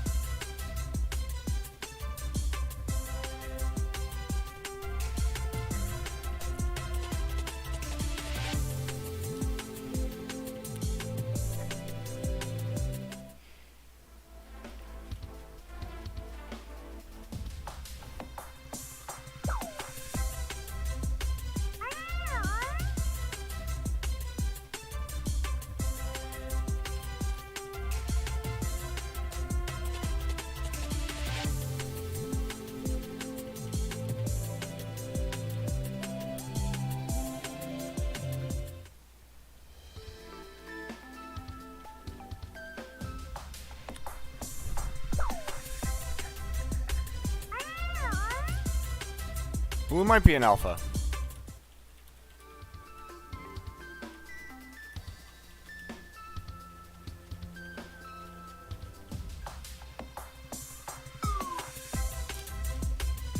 Hello again, Chris.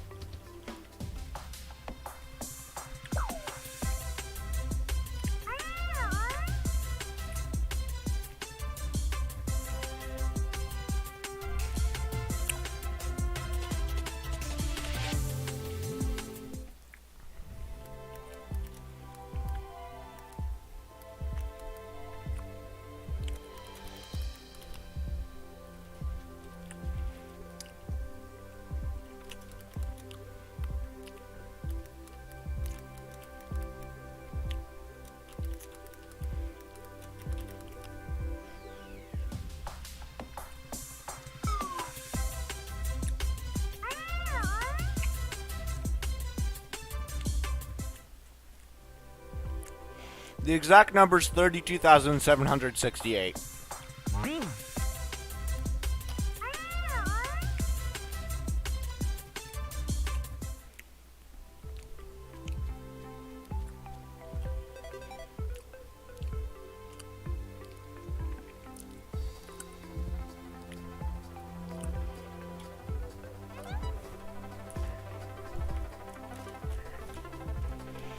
There's one of them, poor roach.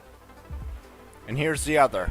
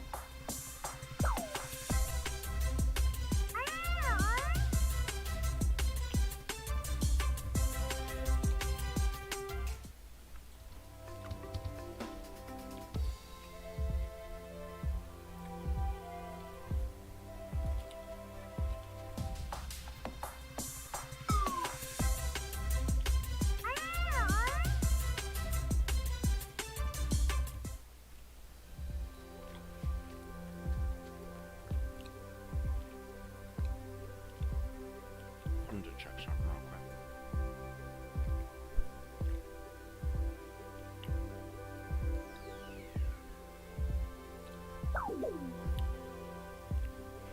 Oh yeah, there's the other one.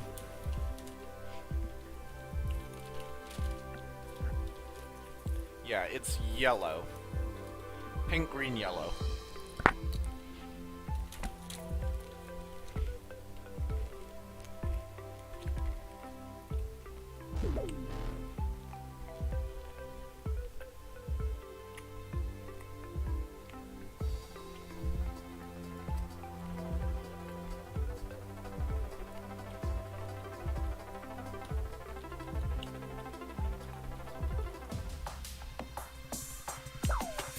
Yeah, there it is.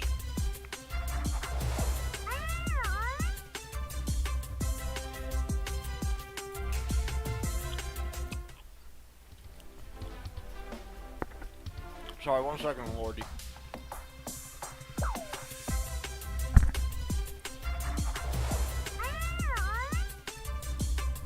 Let me finish chewing before I dive into that.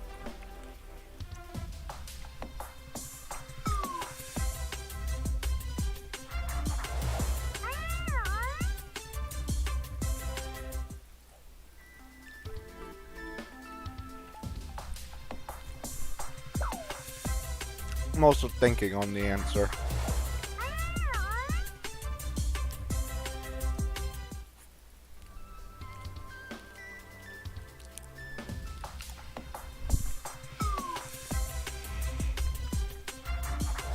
I think there's 3 really big parts to it.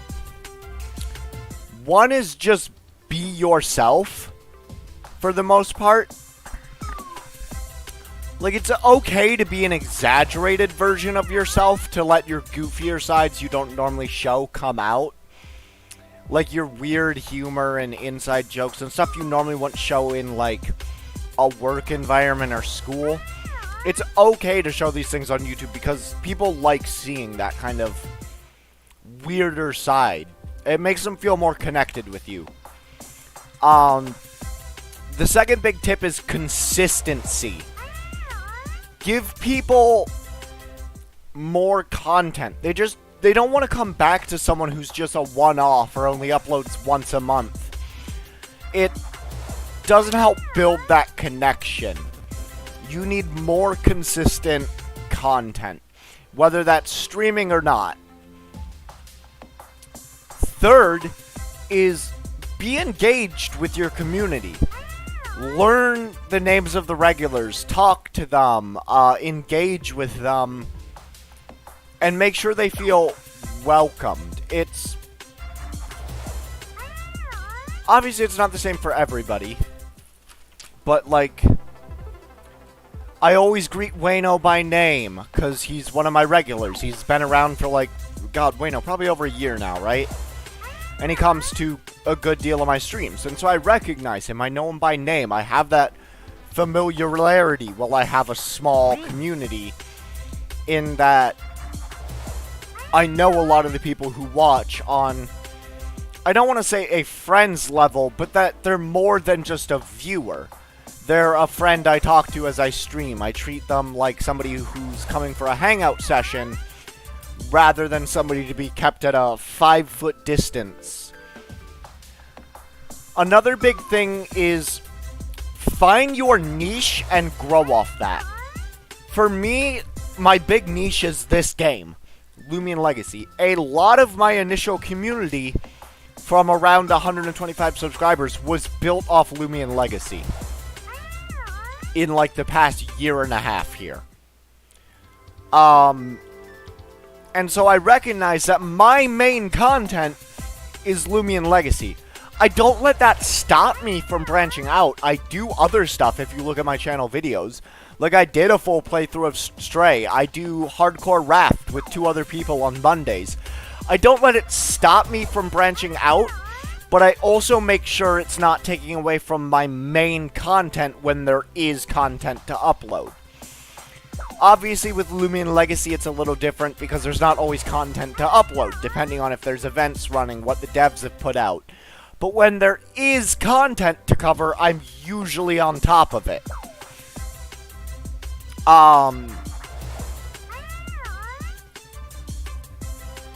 Having a community hub, like a Discord, where they can come and talk to you when you're not streaming, and being yourself active in that, and making sure you're responding to everybody, you know, while you're small, can make a big difference. A big thing for me is I never take advantage of my fans or subscribers. Literally earlier today, one of my fans tried to give me cakes, which is part of this event, if you're not familiar with Loomian Legacy, where, I'll show you real quick. So basically, if you come over here and work these machines, there's a cash register.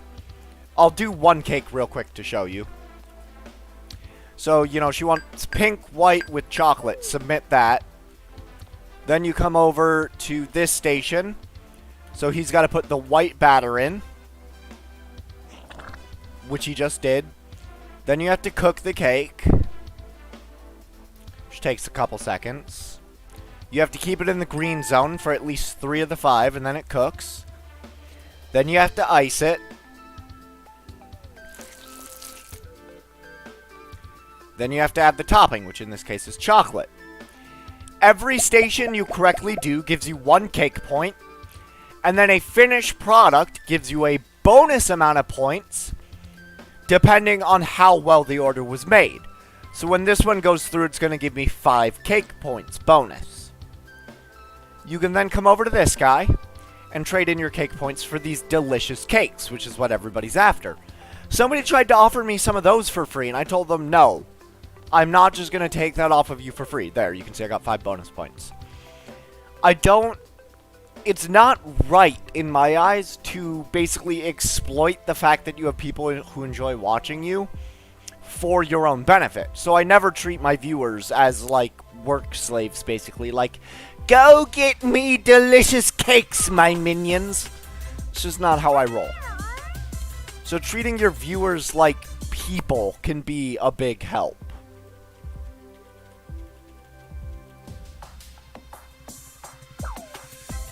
And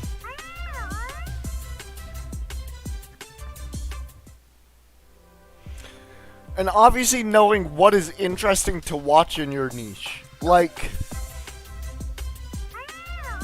I know people come for the most part to watch me hunt, because I know I'm a hunter. I like going out and finding my own stuff. That's who I am.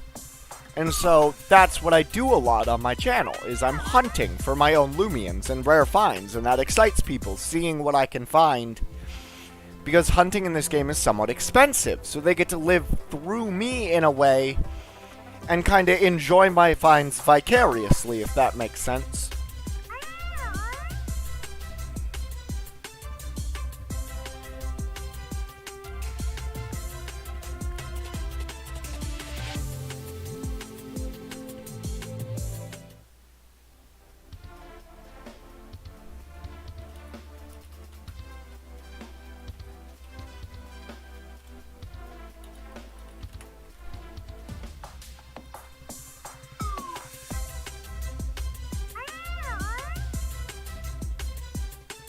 No problem. Those are just like the main things that immediately come to mind for me.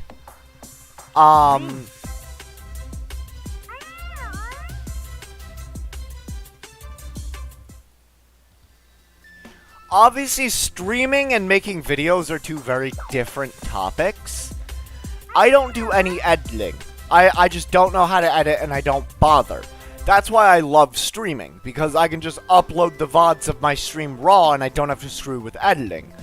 Plus, I get that live interaction. Oh, hey!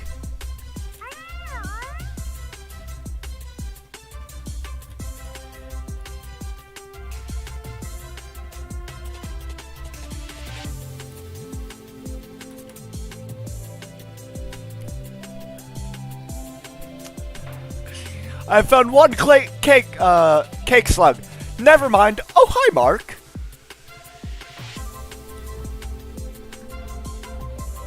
Oh, hi, Mark. I did not do it. I did not hit her. I promise.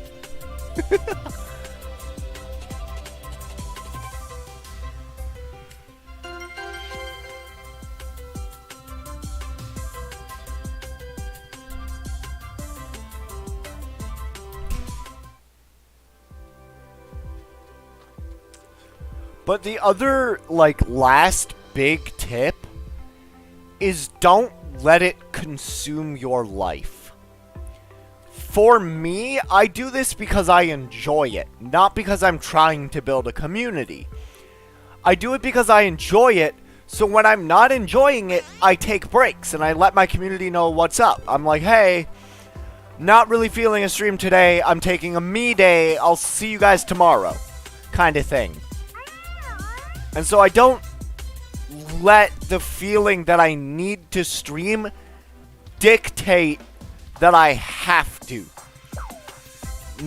If streaming ever starts feeling like something that you're doing as an obligation or making videos, and not because you're enjoying it, it's time to reconsider your priorities. Because if you're not enjoying it, it lowers the quality of your content and your viewers are going to enjoy it less. Nobody wants to sit there and watch me being dead inside hunting because I feel it's necessary to entertain you guys. Nobody wants to sit there and watch me go, oh, I'm a TV. Oh, yeah. Nobody wants to see that.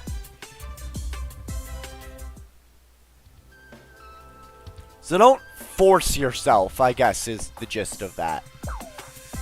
Anytime you force yourself, your quality just automatically lowers, in a way. Don't be afraid to embrace the weird talents you have. Like, darling, I'm really good at voices, so sometimes I'll just throw them into the stream, make it fun. It can add a little bit of flair, a little bit of interest. You never know what voice I'm gonna jump into next when I break into it. Sometimes it's a little bit of Scottish pride. Shut your Scottish butt up, you wee Scotsman. Oh, you wanna fight, you little Irish prick? It's fun little quirky things like that. Oh god, not weird facts with Wayno. No, not weird facts with Wayno. Wayno bad. Bad Wayno. No. No, bad Wayno.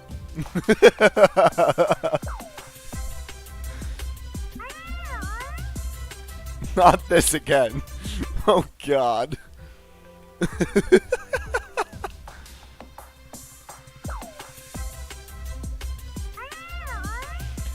So, like, I know I have a weird talent for manipulating my voice, and so sometimes I just, I embrace that on stream.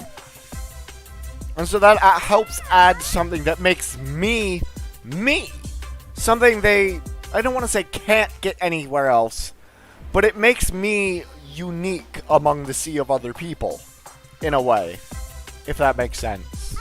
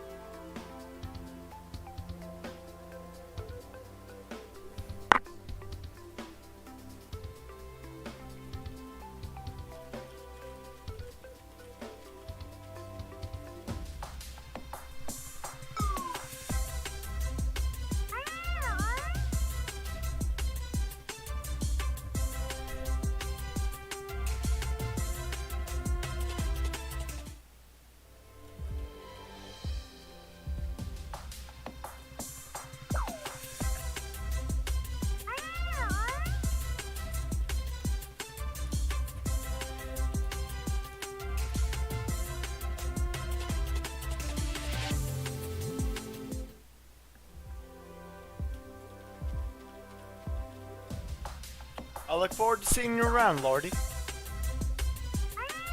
Oh, sorry. Let me properly meme ya. Oh, Lordy!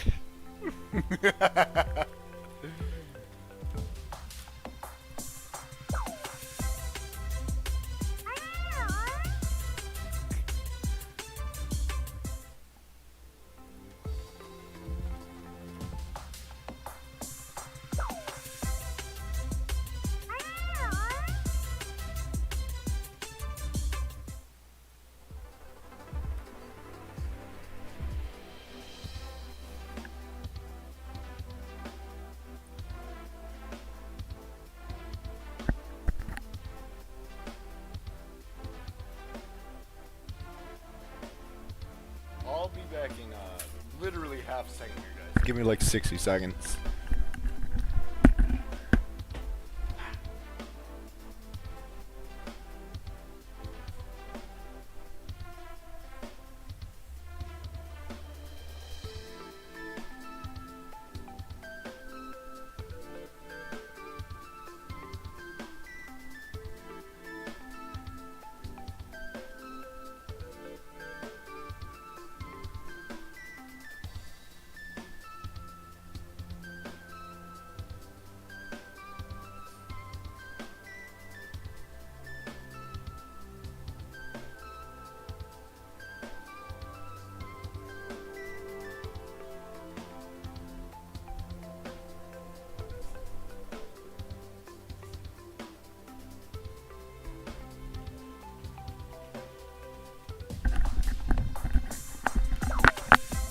Alright, I'm back. America? It's very obviously America. We use Imperial. Or whatever it's called. Feet, inches, and whatnot. Excuse me.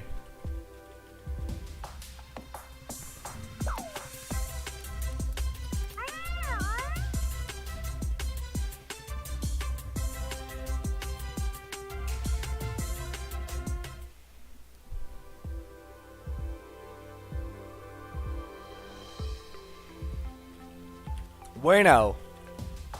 Got a fun fact for you.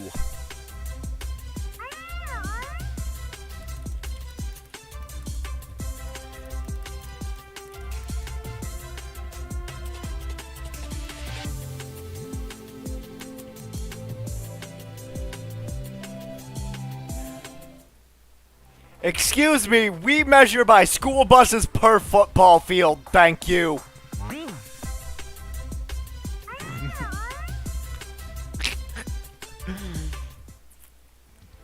You leave our archaic dumbassery alone, thank you.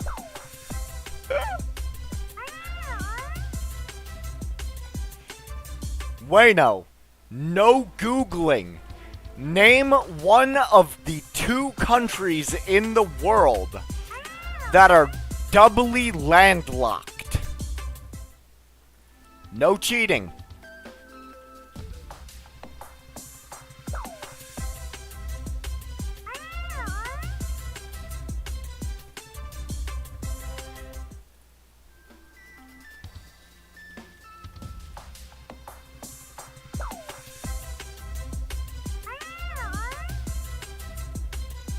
There are... nope, not Nepal.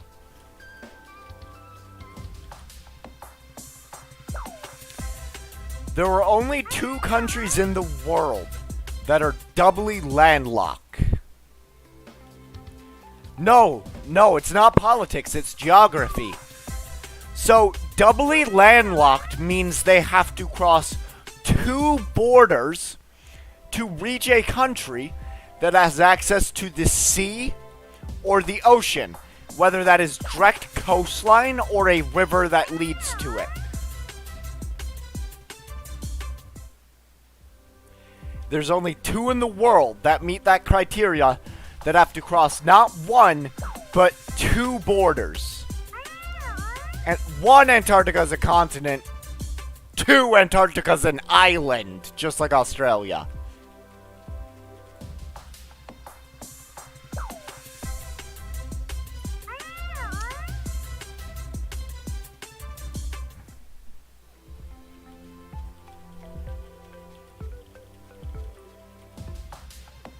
Nope, not Chad.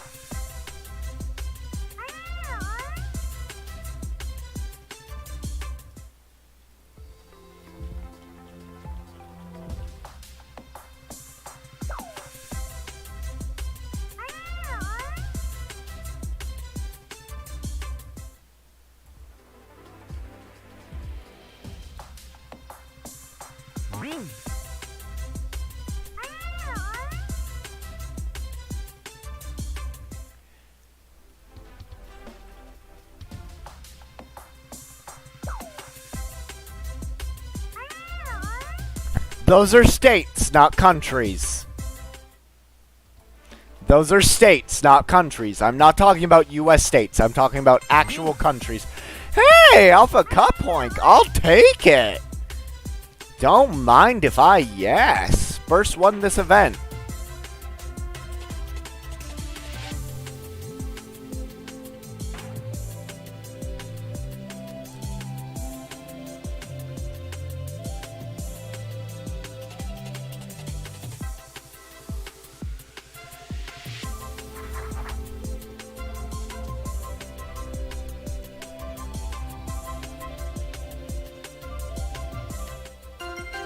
I already have Alpha Cup points. Pretty sure I also have an Alpha Haganash.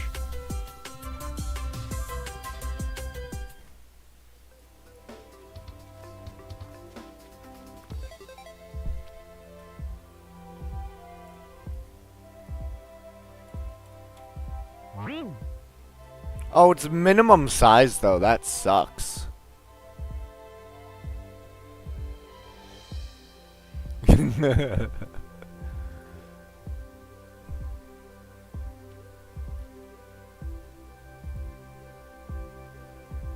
Yeah, I forgot I have an Alpha Twiddle.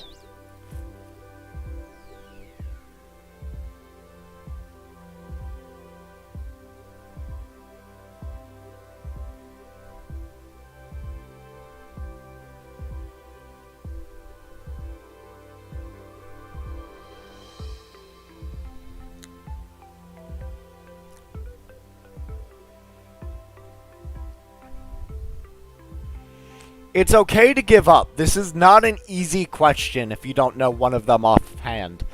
I happen to know one of them offhand just because it's honestly my favorite country. Yep, there's my Alpha Hognosh.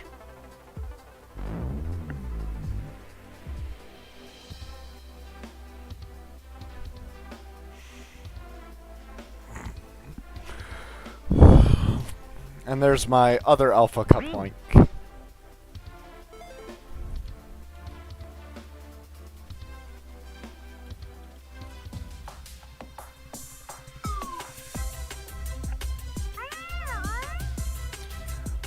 Bueno, let me know if you also give up, and I'll reveal both answers.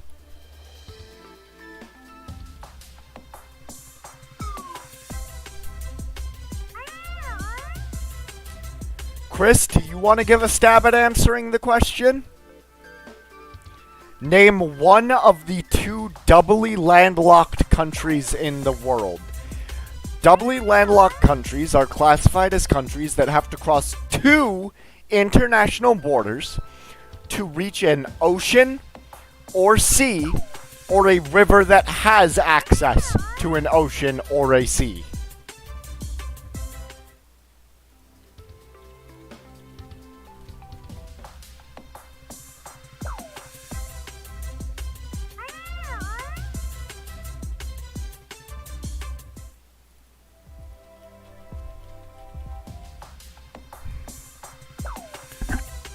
Let me know if you want to take a stab at it, Chris, or if you give up right away.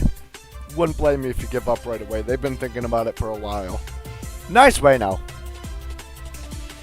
Surprisingly, no. I will tell you that much. It is not a country in Africa.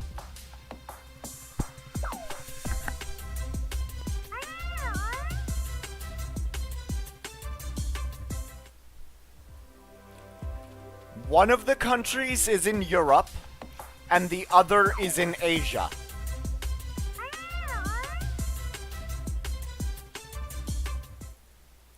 They are both relatively lesser-known countries.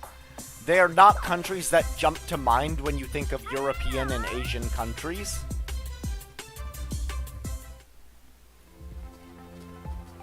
That's all the hints I'm giving. Nope, not Wales. You do understand that Wales literally has a border with a sea, right? Not Serbia. Not Kosovo.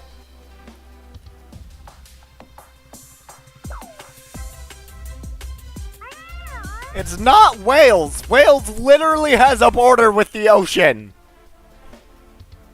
Wales isn't even singularly landlocked.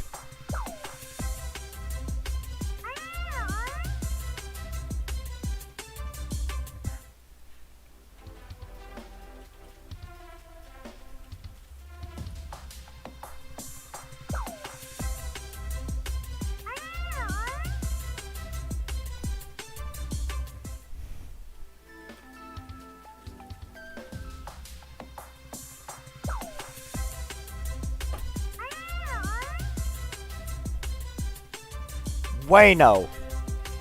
Wayno. Israel is literally on the Red Sea.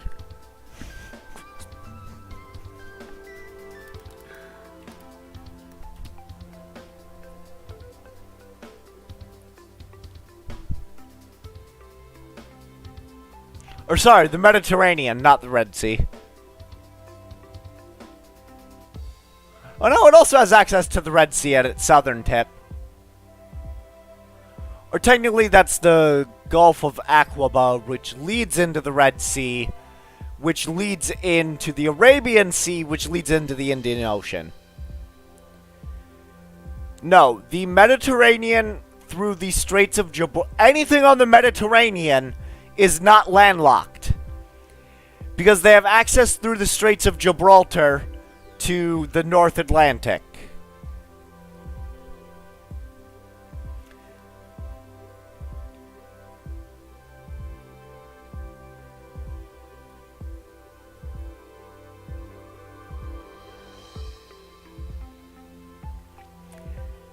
Now, not every sea obviously counts for having access to a sea, because not every sea in the world has access to an ocean. Most of them do. The Red Sea has access to the Indian. The Mediterranean has access to the North Atlantic. I don't think the Caspian Sea has an outlet.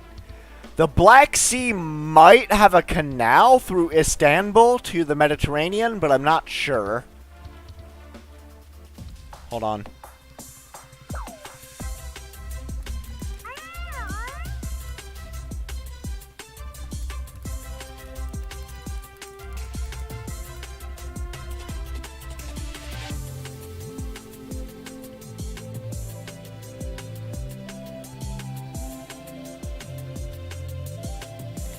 So there is a small connection, but I don't think it's, I don't think it's big enough, for shipping. The Mediterranean and Black Sea are connected through the Bosporus Strait. But I don't know if that's big enough to qualify. Oh, yep, right in the heart of Oh, yeah, that is definitely big enough.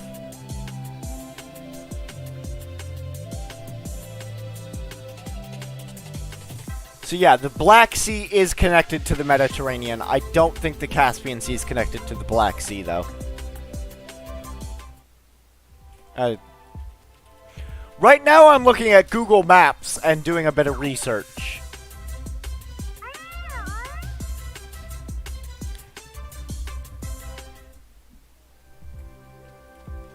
No. The UK is all ocean. Hold on.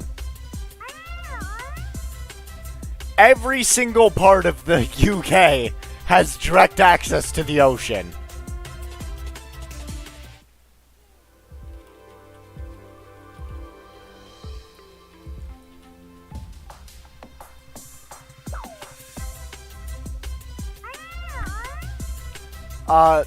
No, not Slovakia, not the Czech Republic.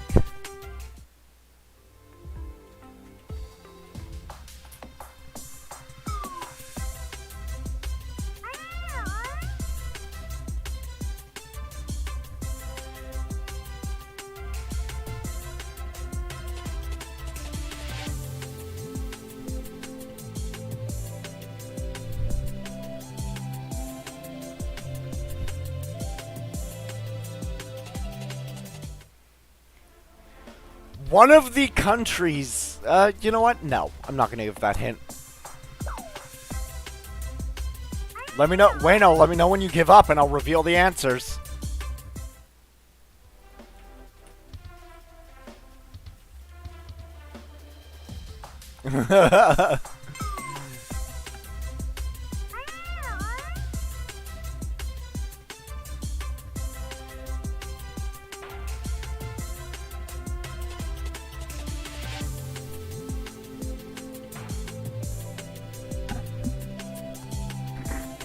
You're gonna be at this a while, then.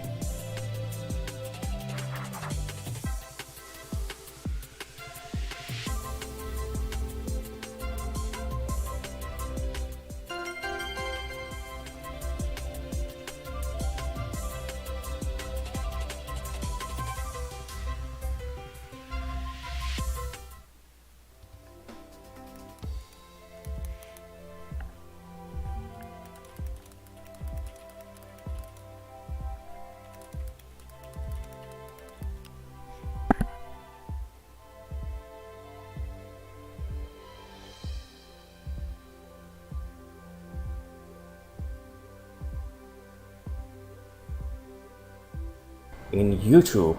So first you need to update your YouTube. If you are using older version, then go to Play Store and then app and simply update the YouTube app. After this, open the YouTube like this.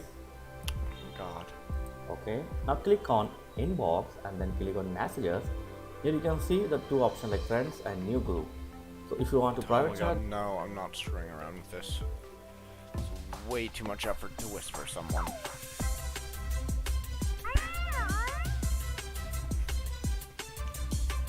Bueno honestly might not know this country. One of them he's probably at least heard of. The other I bet he hasn't even heard of.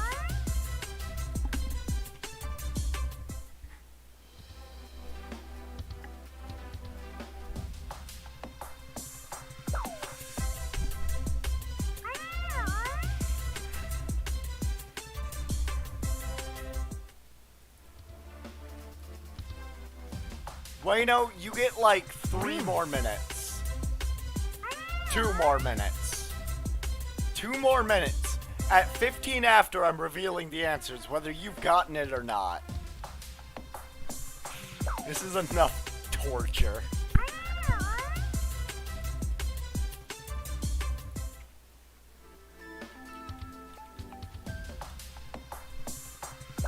No, it's not Austria. You're getting close, though.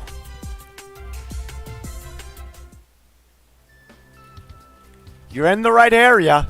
I'll tell you that much.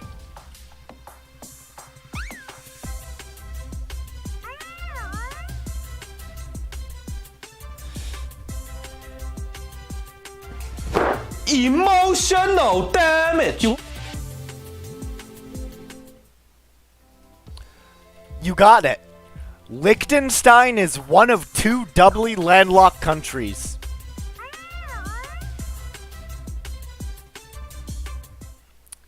Liechtenstein is one of only 2 doubly landlocked countries.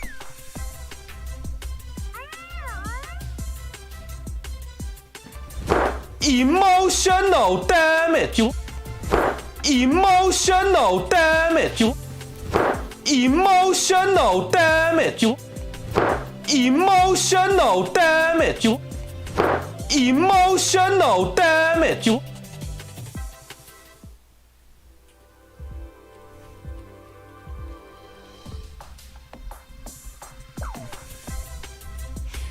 Back to back varies. I can't. God damn it.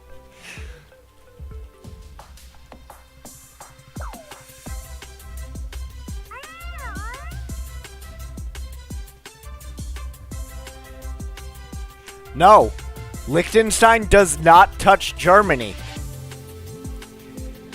Its northern borders are Switzerland and Austria.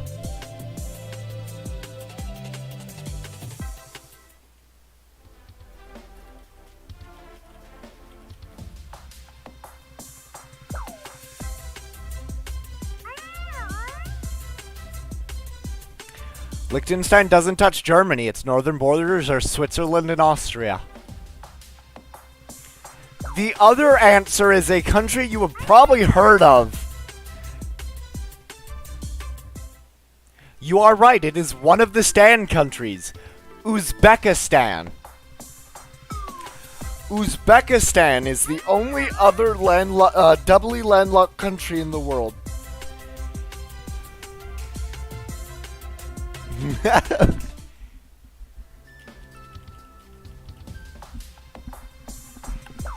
Uzbekistan and Liechtenstein are the 2 doubly landlocked countries in the world. Uzbekistan I did not know off the top of my head. I knew there were 2 and I knew Liechtenstein was 1, but I never remember that Uzbekistan's the other.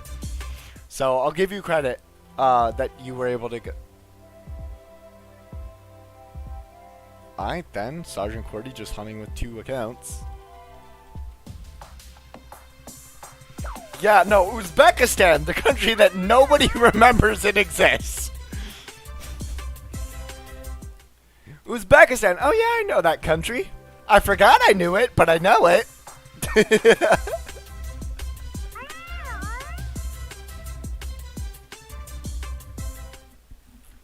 I mean, there's like Uzbekistan, Turkmenistan, Afghanistan. There's a shit ton of stands.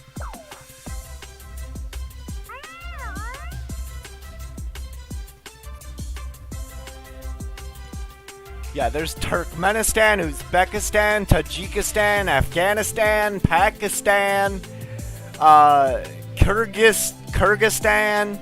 There's a shit ton of them up in the Middle East, west of China. Oh yeah, Kazakhstan. There's a shit ton of them. It's not a stan, but there's also Azerbaijan. Naming countries you've only heard of, like Yo!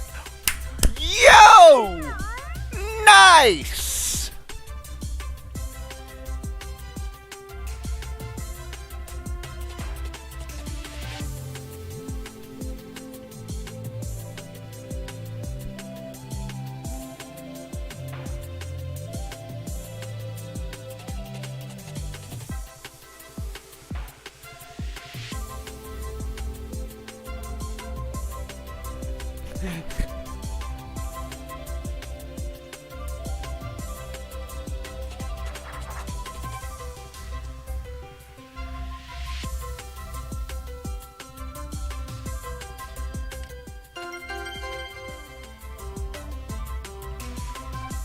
That was on like 100-something pity counter.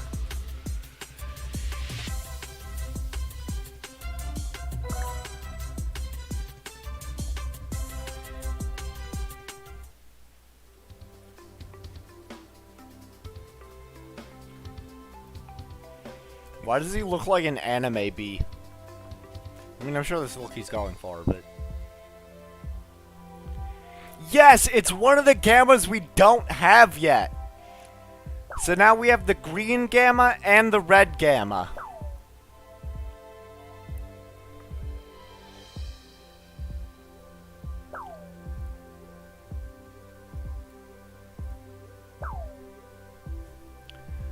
So that's the swirly-eyed one. Wait, those are all the alphas. Did I not? I don't think I have. Hold on, I gotta go check my Lumipedia. Oh, interesting. Their facial expressions change. There is no swirly-eyed one. It's gamma only for the swirly-eyed one. Because this one has the little zappy cheeks and the open mouth.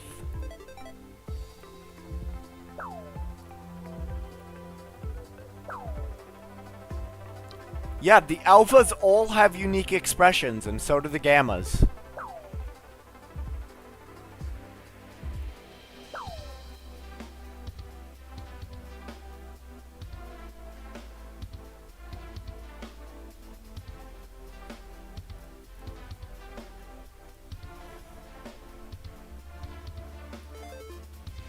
That's really cool that there's actually not only 9 distinct colors of Mochibi, but 9 distinct expressions as well.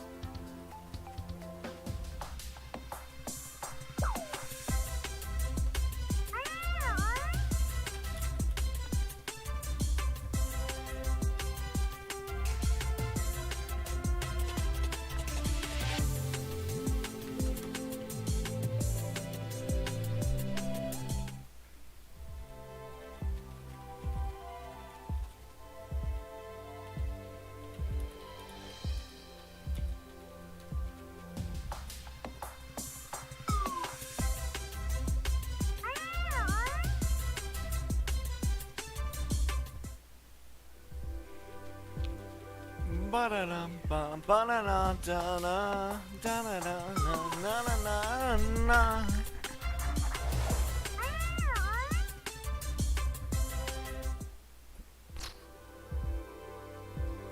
switch back to the Iguana saddle.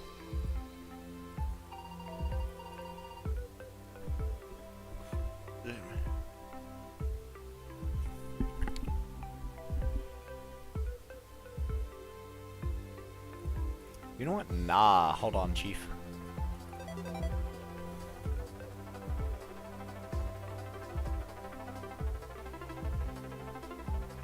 I almost never use this or take it out of the box.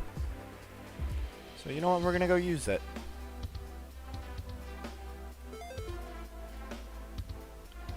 Goppy saddle.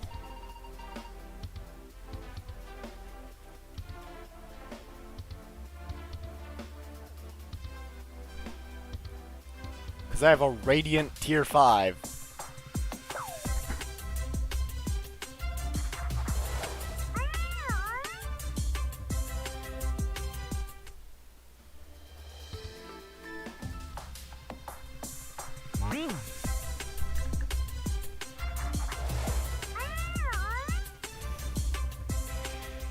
He has a Radiant Tier 5?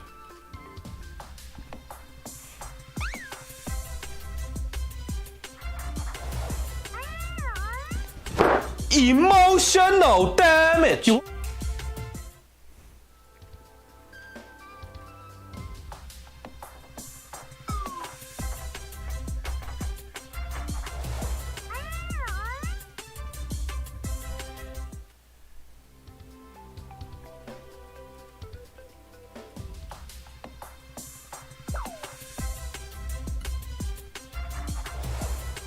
Oh, that's still active? Whoops.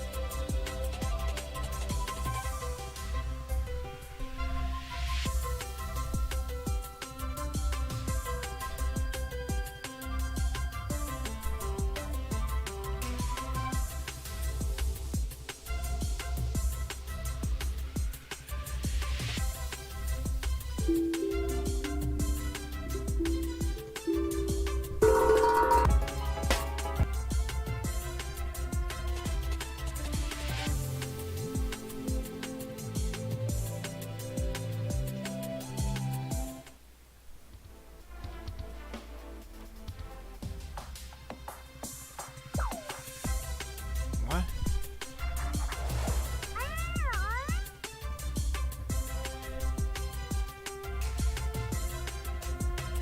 What? It won't be the same. I know it won't.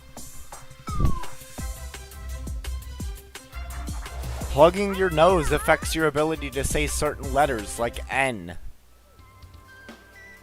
Because every time you say N, you breathe out. N. N. N. Not a lot, but if you plug your nose and try and make the sound, you can't. You'll feel your nose immediately plug up. And then ow, God, and then your ears very quickly absorb the pressure. Do not do this too hard. Try and make a very gentle N sound with your nose plug, just And you'll very quickly feel the sinus pressure start to build up.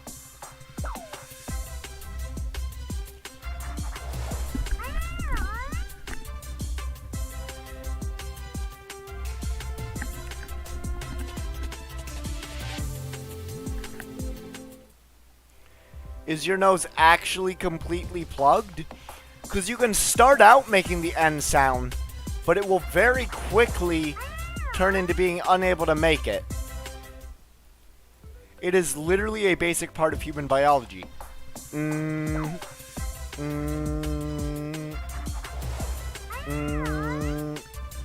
You can feel this because if you put your finger under your nose and make the sound, you'll feel the warm air hitting your finger from your nose.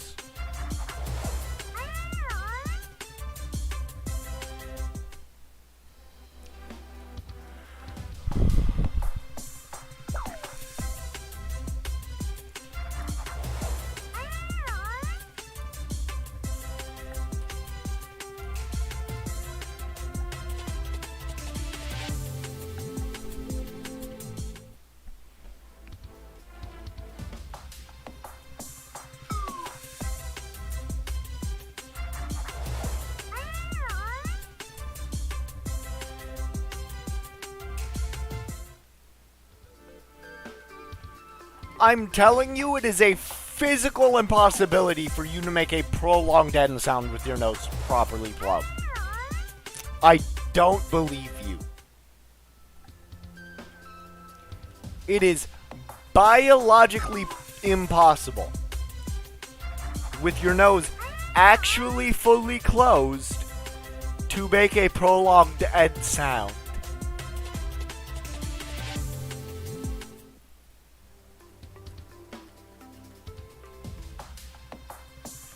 I'm not talking just saying n. I'm saying actually like there's a difference. Like like I can do that too. That's not what I'm talking about. I'm saying you can hear it almost immediately die off as I try to do it for a prolonged period, as the pressure very rapidly builds.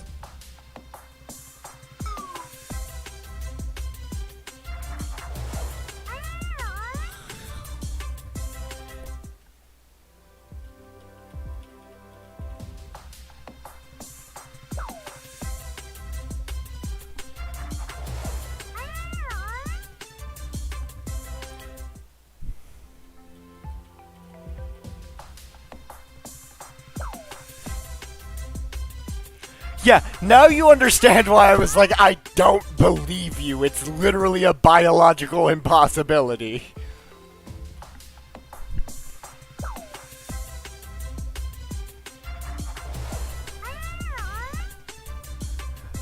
Like, you are either misled into what I was talking about, and so you're confusedly making a claim, or you were just outright lying.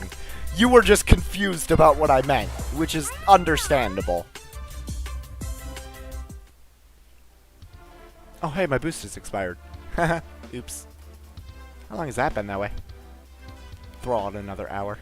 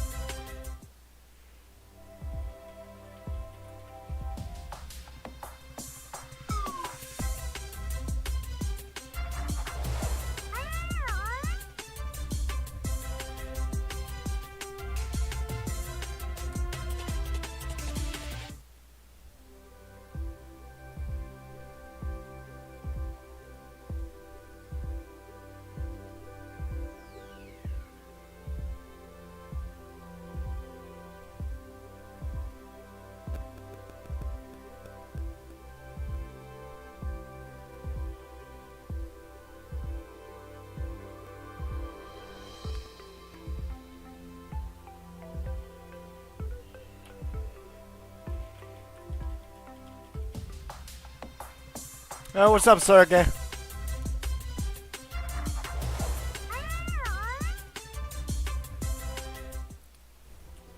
Give me a half second here, guys. I'm gonna program a macro real quick.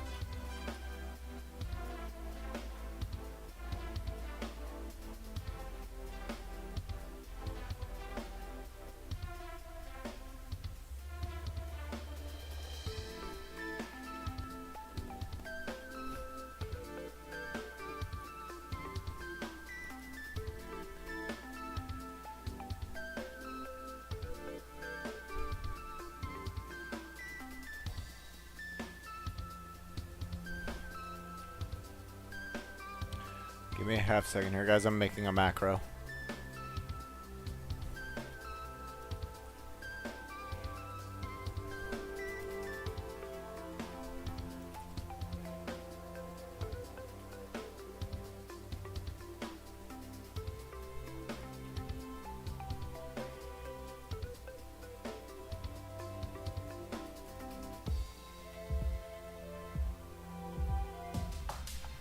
Cool. Now I can auto hunt. For the most part.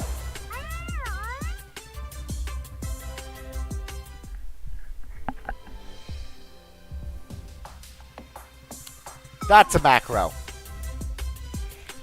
Macro is a program that automates something. So look. Hands off the keyboard. Characters running. It's not perfect because it's a really rudimentary macro. It's just button presses.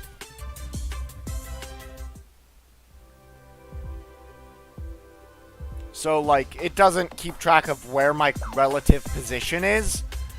But it's just pressing W for a quarter of a second, A for a quarter of a second, S for a quarter of a second, D for a quarter of a second, and then looping.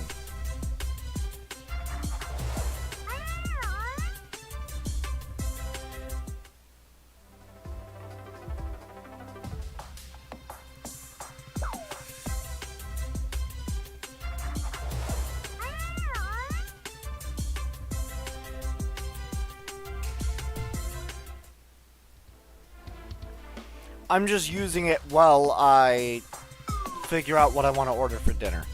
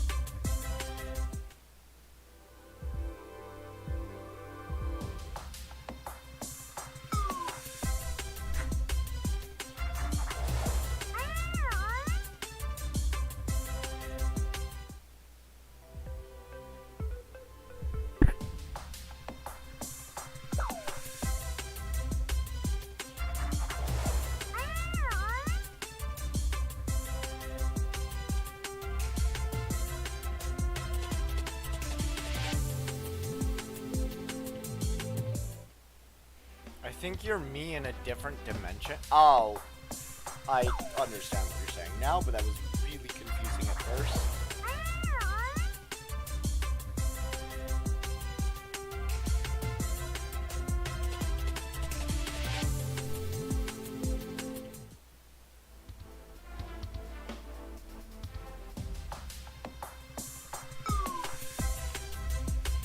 Oh, you know what I want?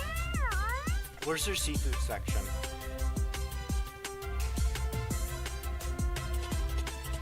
Fuck yeah!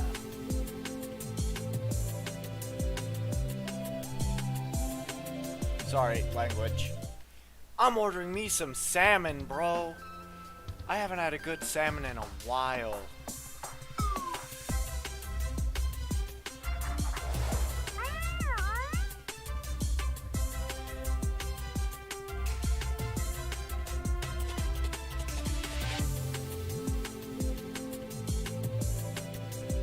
Get a salmon for my main course.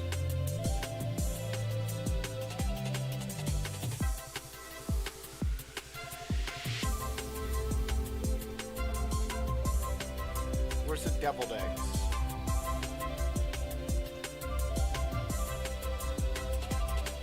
Not under flatbread starters, maybe?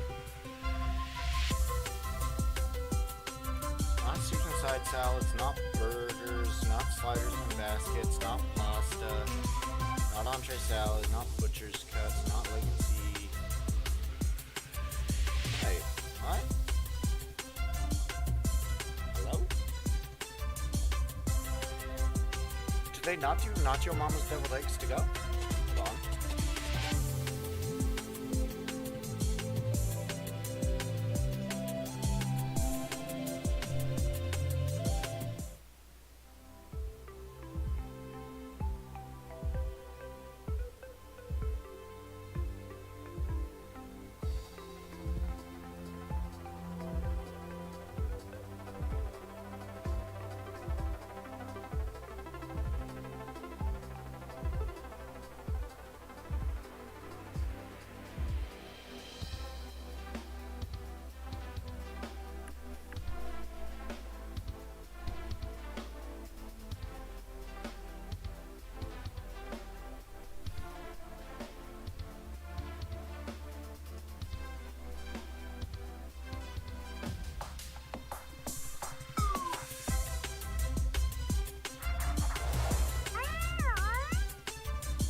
Yeah, your name's definitely unique. Give me a half second though.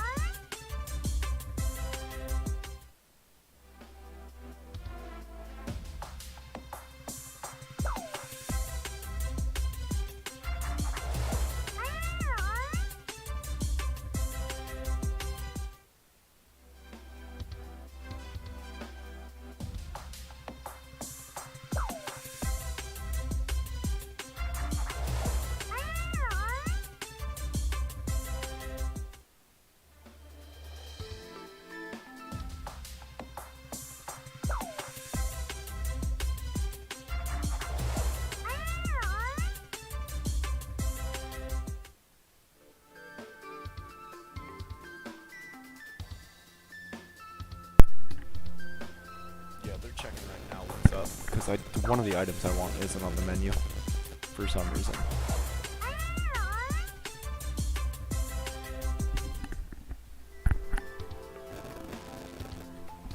Hey, Rob, I had a quick question. I'm not seeing the Yo Mama's Deviled Eggs for delivery on DoorDash.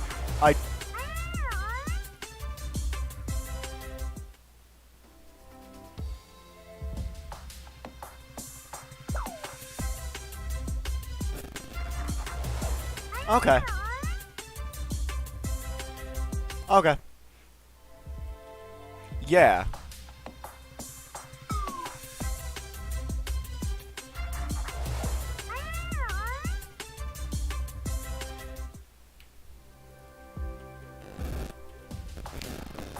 It's no worry. If they have an issue that they wind up runny by the time they get to the house, I'll spare the trouble, and I'll probably just stop in some other day soon and get an order.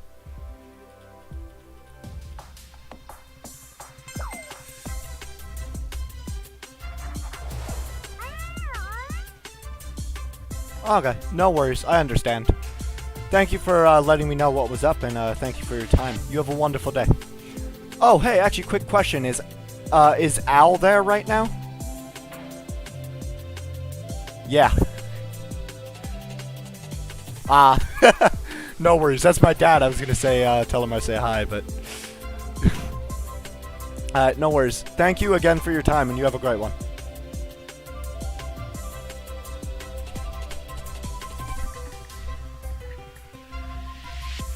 Alright, so that answers that question.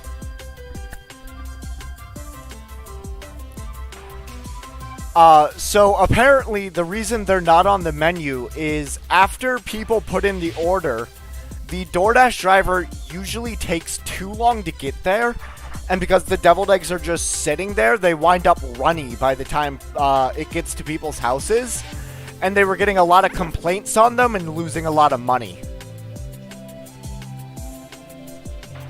So that's why they don't offer them for delivery. Which makes sense. I wouldn't want to get runny deviled eggs. If I was expecting, you know, like proper deviled eggs.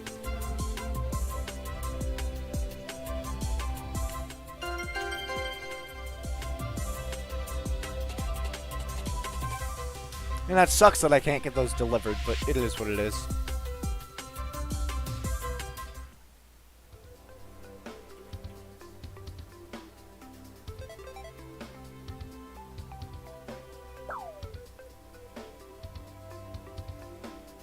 Dude, we've gotten 2 blues and 2 reds.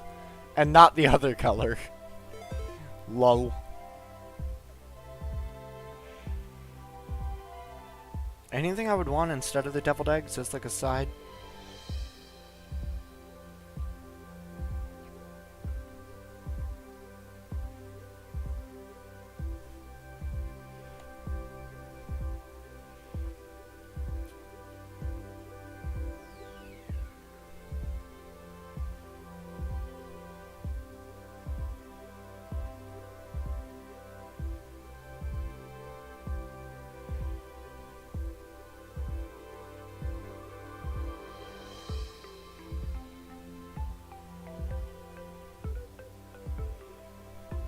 Some wild rice soup actually doesn't sound bad.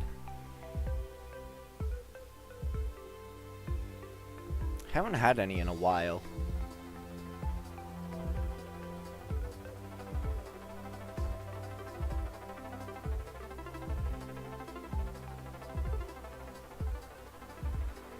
Yeah, I think I'll go with a couple wild rice soup.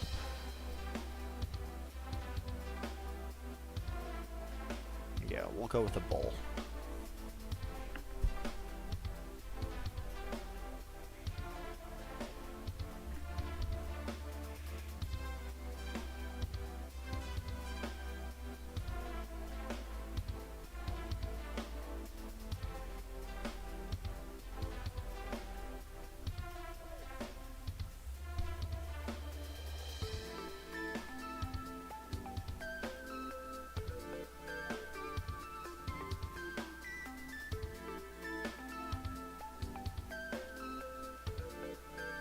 What the hell?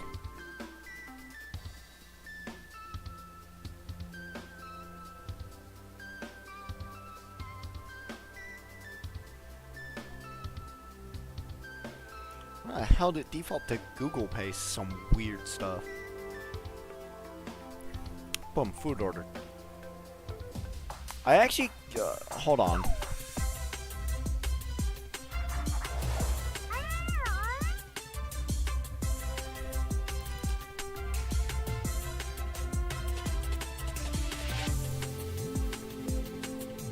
Is that the same person? No, that is definitely not the same person.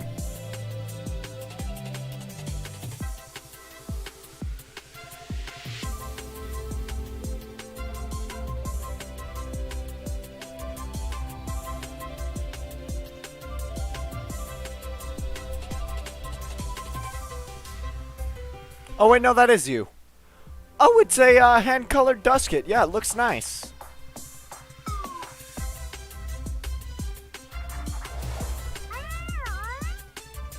Faster! I can't go any faster! Where you going, kids? Hey, I just want to talk to you. Why don't you come over to my place for a glass of wine and a couple of fruit pies, and then we can go in the back room and play crazy snakes. Faster! I can't go any faster! Ah, yes, Herbert the pervert. What's your other short that blew? Oh, it's Family Guy shorts. Hi, Connie. I can't fit all my books in my locker. Can I put the rest of them on your ginormous ass? Hey, Connie. Hi, Peter Griffin, Meg's father. Say, can you do me a favor? You see that fire extinguisher there? Dad, that's enough! Dad, that's enough! That's enough, Dad!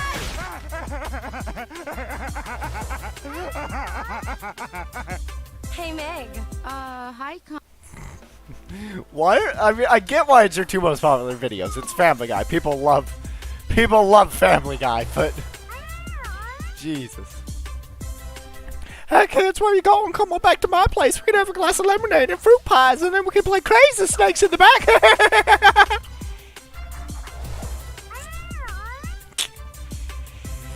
Oh my god. Hey kids, where you going? Come on back to my place. We can play crazy snakes in the back. I can't keep that voice going for an extended period of time. It's so goddamn difficult.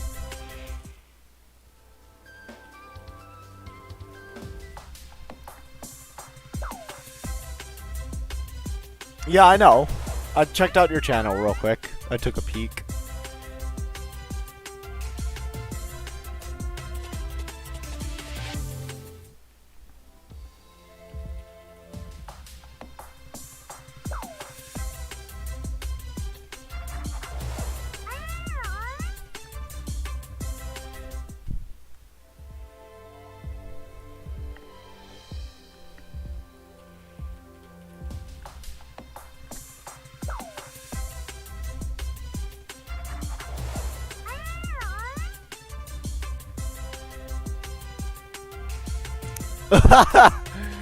Oh my god, that's so relatable. Does anyone make weighted blankets in colors other than mental illness gray?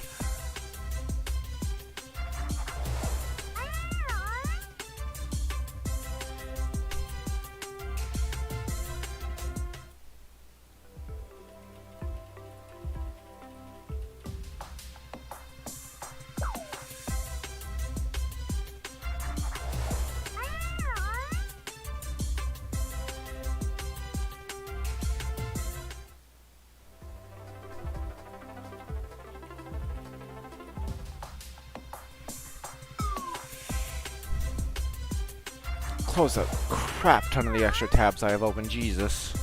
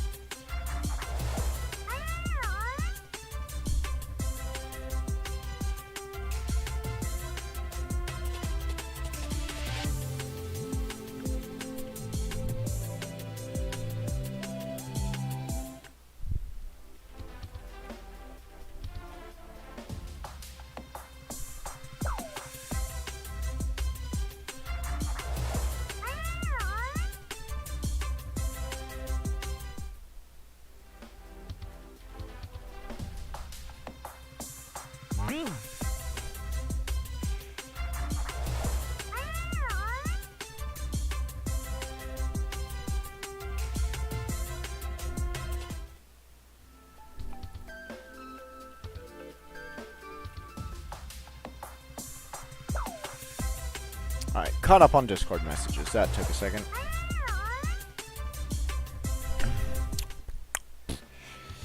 $103 to pity right now. Only one gamma today, but at least it was a gamma mochibi. Still hunting, obviously.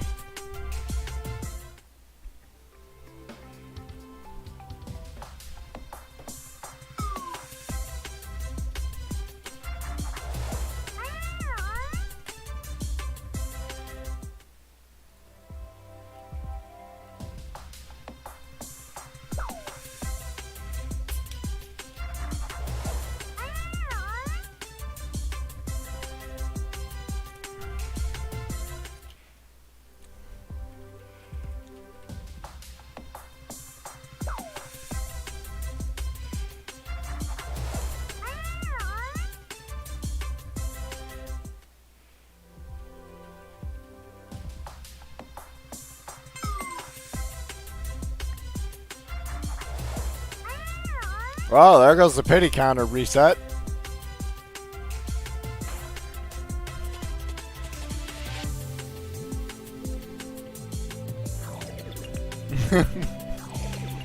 Rip the pity counter. Luckily, it was only like 20 in.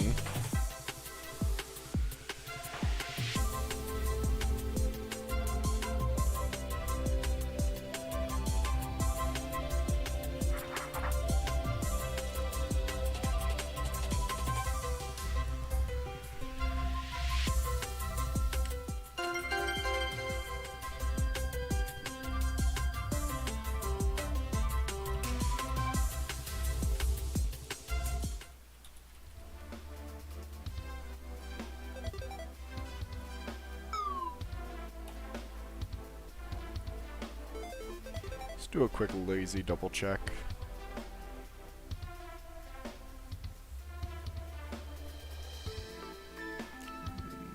No, none of them do.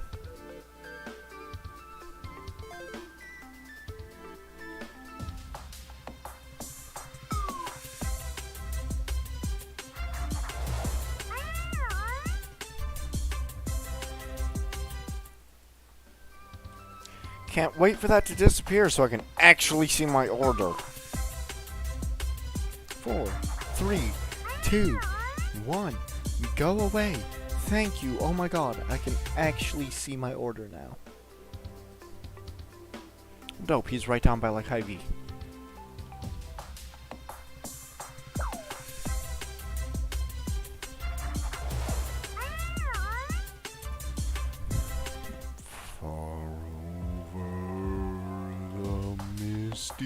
Mountains cold,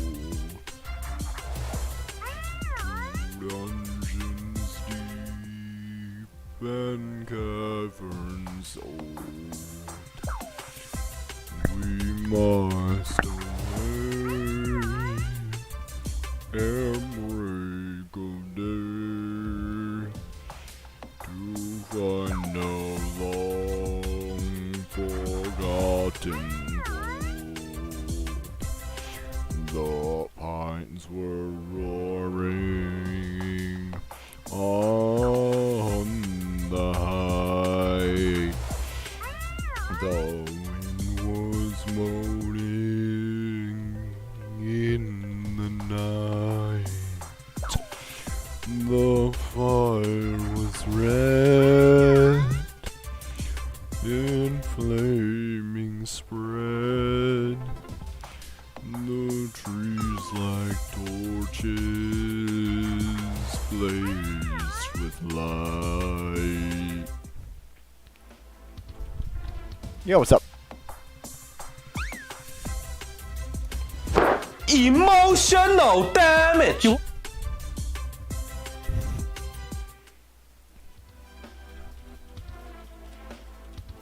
Dude, it's crazy how many varies I've seen versus how many sluglings. I've seen like 2 sluglings and like 12 varies or something. Maybe more. What's up though, Lordy?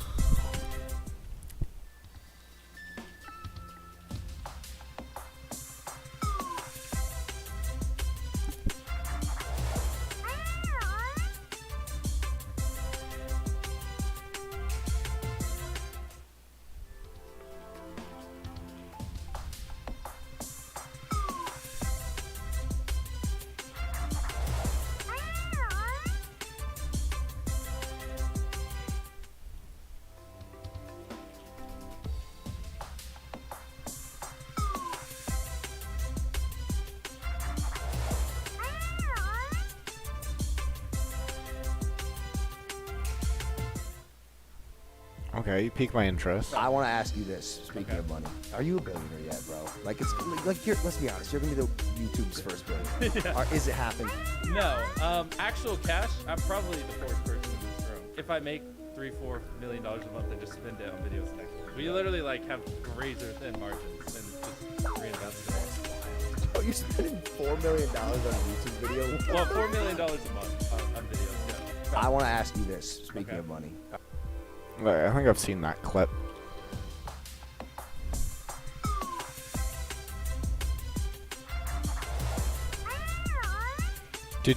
Lordy, did you have a question?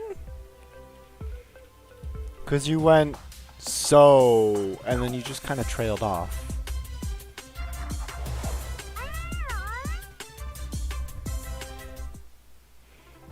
Alright, let's go make some cake.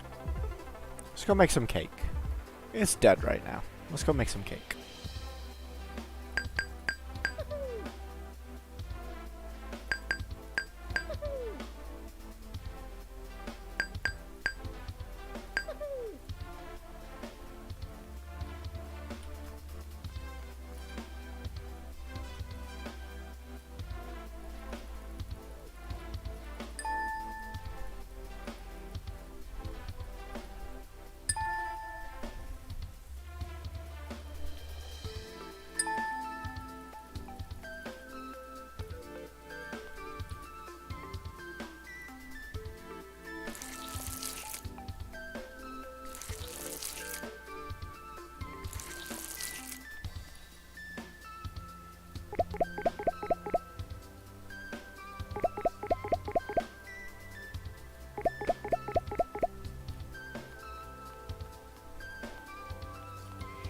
Yeah, no, don't mind me. I'll just run the whole process. You just do you, I guess, lady. Chocolate pink red. Chocolate green red. Chocolate pink brown. Chocolate.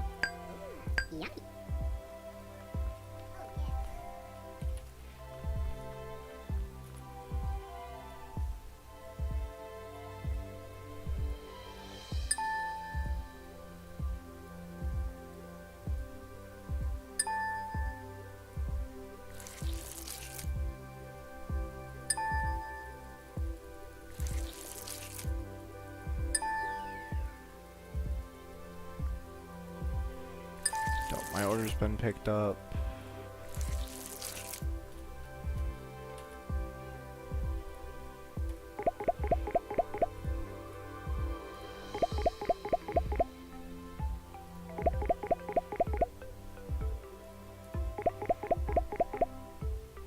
Damn, so many of these wanted chocolate. Holy God.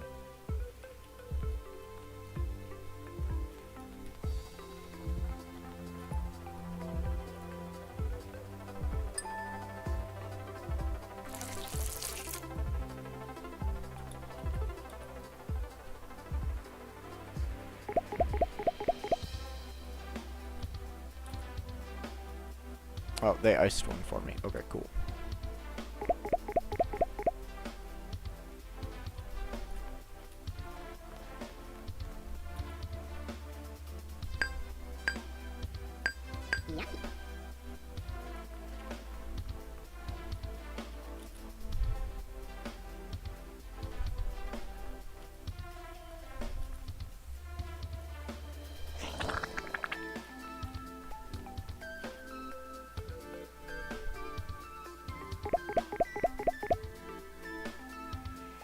It's a pretty obvious difference.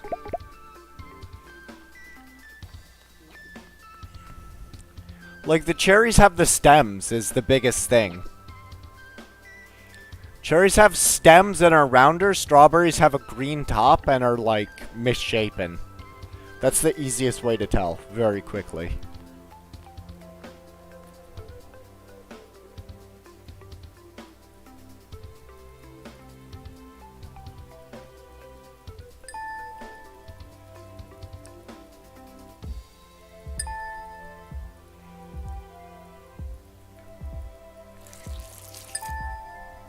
Oh, yeah, that's fair.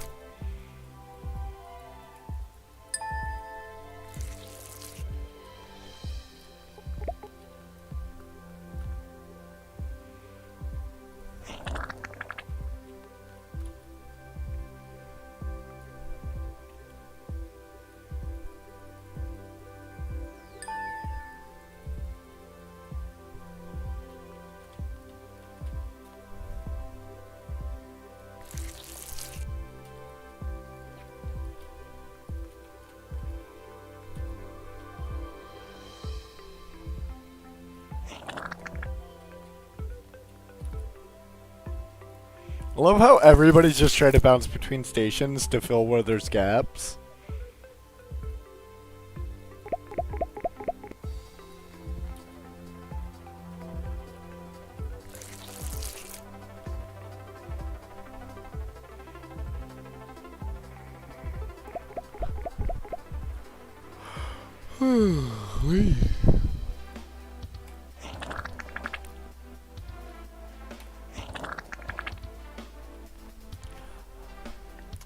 Hello, Rachna. Guys, I will be back in half a second here. I'm gonna go wash up a fork for the salmon that's about to arrive. Oh, suddenly people are here. Right as I'm about to go wash the spoons, okay. I will be back in 2 seconds, so I'm just gonna go grab a fork because my food's about to get here. And then we'll get back to it.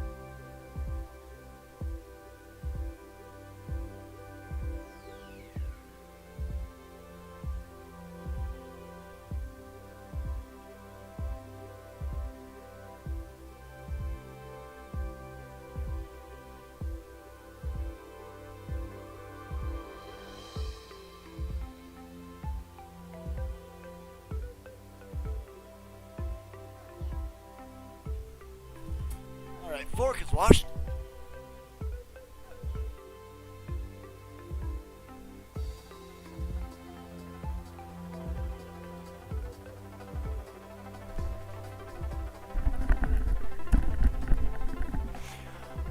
He was almost to my house, and then he turned around.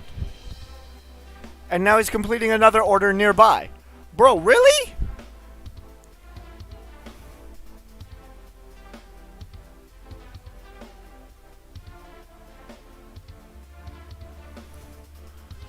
Bro's heading to a grocery store right now.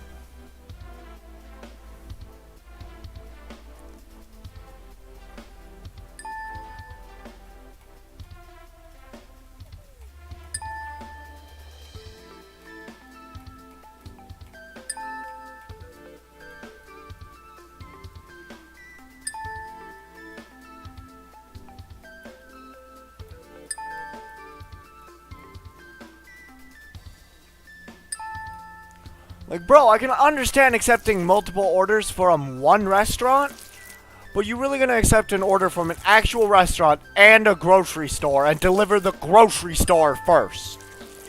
Really?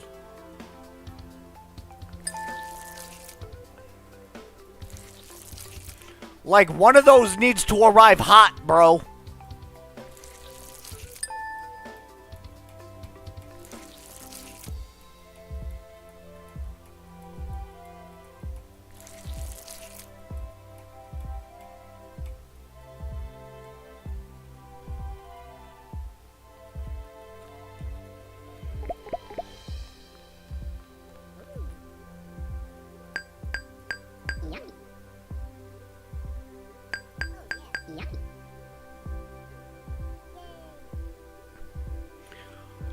Alright, let me catch up on chat. Is trading cakes worth it? It can be.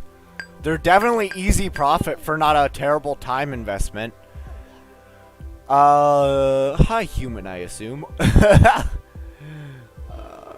Lordy, I saw you in another live stream. What one? Can't remember, but it was today. I don't recognize you, but I believe it. You said, do you like my YouTube name? Oh, was it Colby? Oh yeah, Colby's, bro. Emotional damage, yeah, exactly. One needs to be cold and one needs to be hot, so I deliver the cold first. Right? Like, I get it, bro. You're trying to make a living, and so you take multiple orders.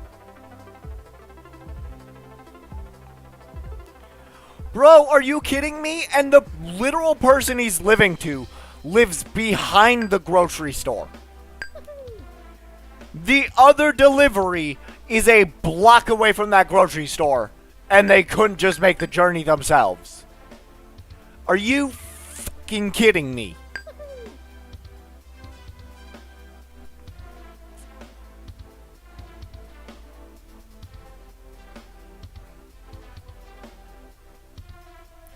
Why even pick up the hot food yet?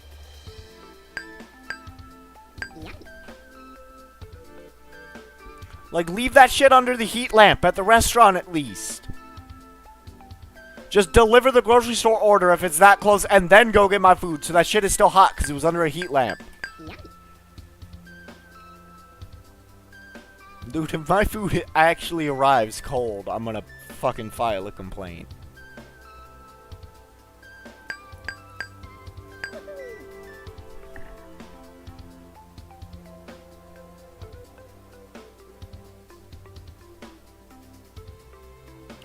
You know what? I wonder if he's picking up food from the restaurant in that grocery store. Because they do have a restaurant.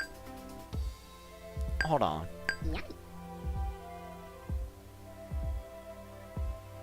No, he's not at the restaurant section. The restaurants are off to the right. He's way off to the left. Yeah, he's like closer to the pharmacy.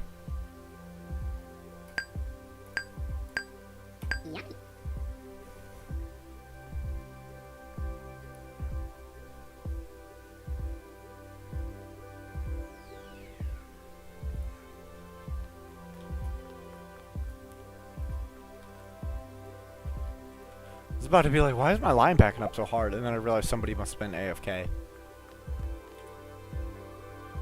About to get a flood of points.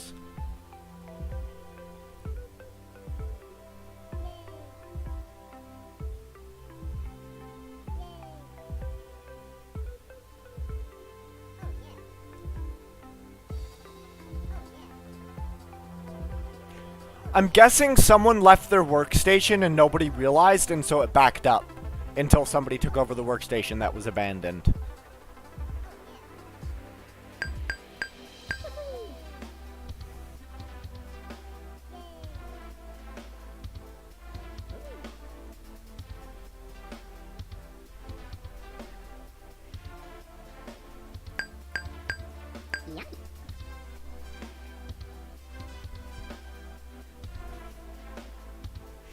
Oh, it's the Violet Lady from the very event.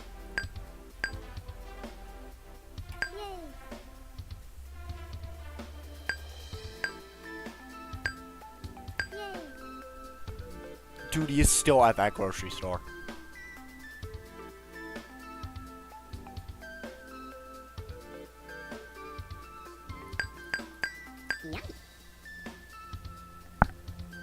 Okay, looks like he's finally moving.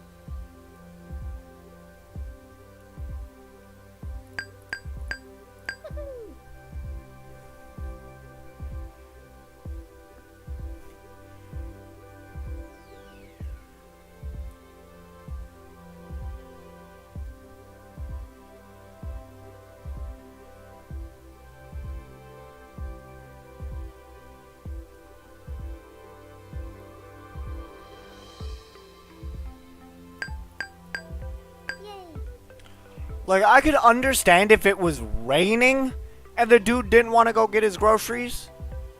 But it's not raining. Oh my god, what happened to Rick's frame rate there? Did you guys see that?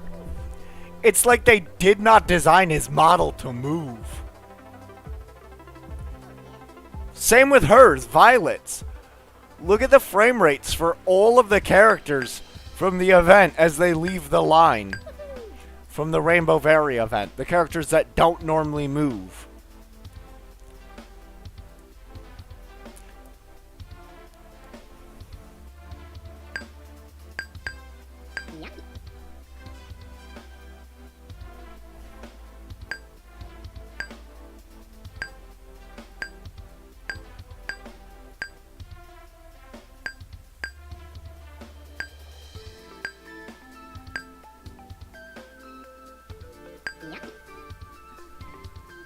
Like there, hers.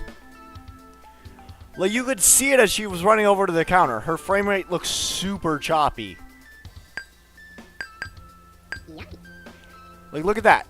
Theirs looks fairly smooth as they run over to the counter. Is my line backing up again?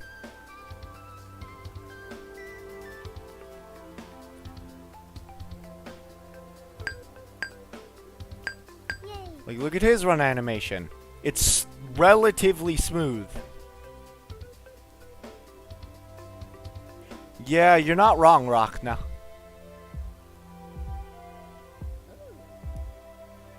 Dude, he's still at...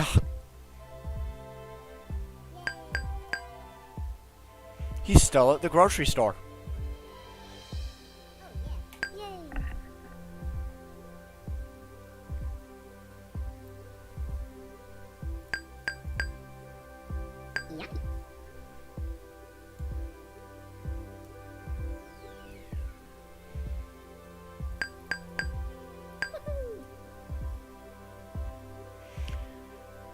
We found a Gamma Mochibi so far, Wayno. That's about it.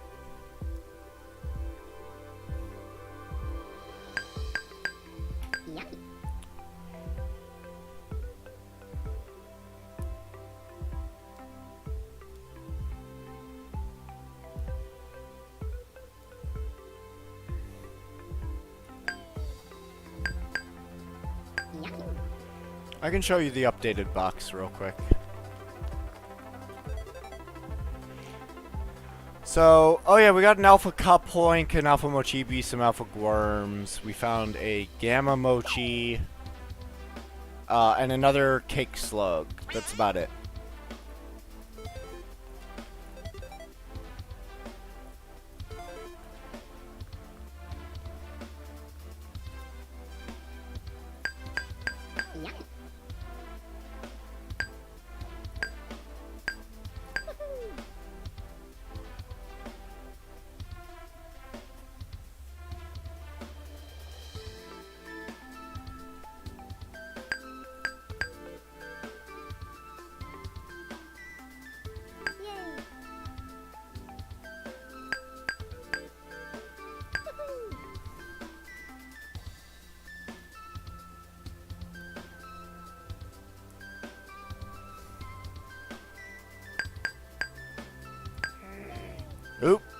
Wait, what did I screw up?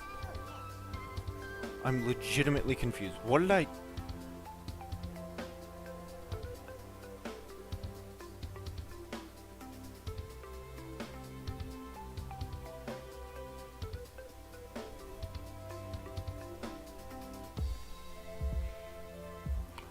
Chocolate, strawberry, and red. Oh, yeah, because the brown and freaking red look so similar if you're not looking closely enough. I had that issue last year as well. It's low-key obnoxious. If you just... No, it was the color. Because these two colors, if you look at them, are so freaking close together, it's not funny. Especially when you're looking at a tiny little sprite. And trying to be like, oh, is that the red or the brown? Like, it's so... Like, I know the difference now, but if I'm not paying enough attention, it's really easy to screw it up.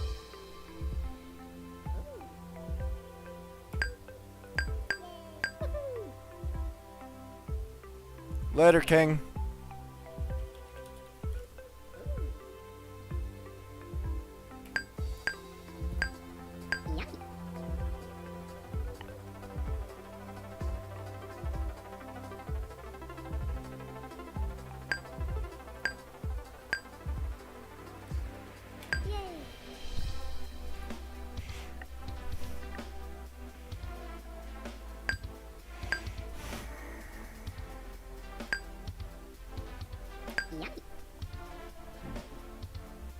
Cherry / strawberry's easy to tell apart.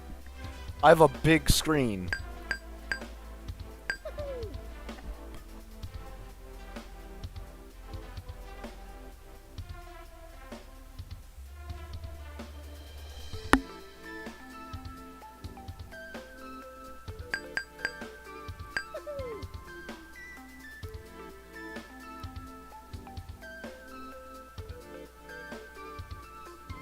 Because, like, that is a really dark red compared to, like, the cherry and the strawberry.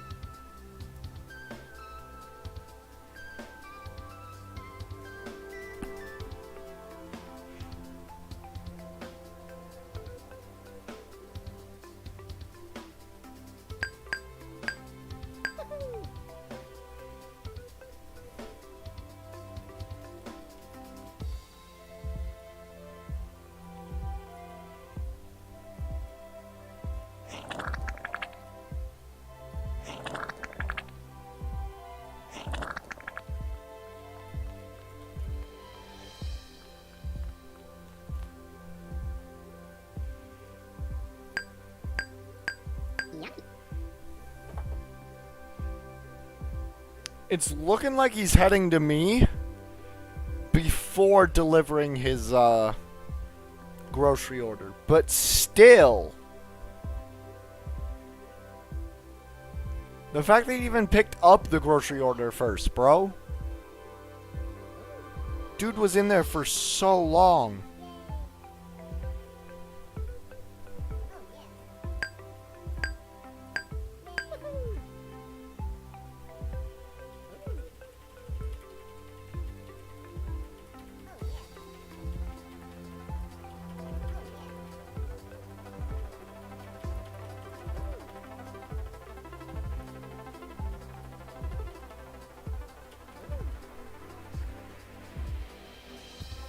Okay.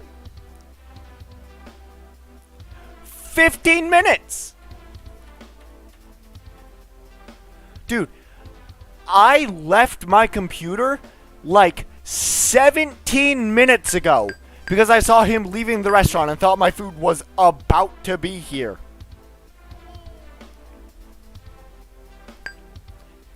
$17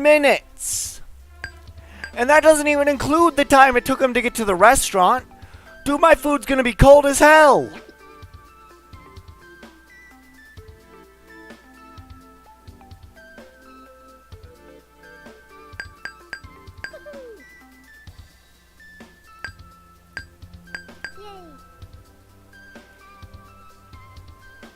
Dude, and it's not like this restaurant is far.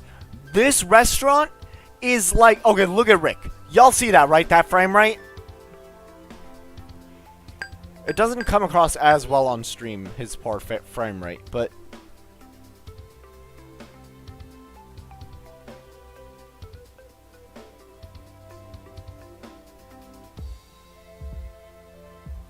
No, it still comes across on stream, his really poor frame rate.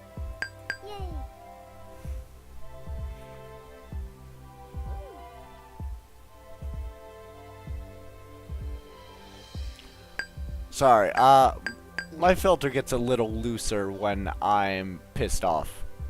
'Cause 18 minutes, basically, between the food leaving the restaurant, which is like 3/4 of a mile away, not on the highways, and my food getting here. So that probably means it's been like 30 minutes since it was ready at the restaurant. My food's going to be cold. Not lukewarm, cold. Like room temp, whatever he keeps his car at.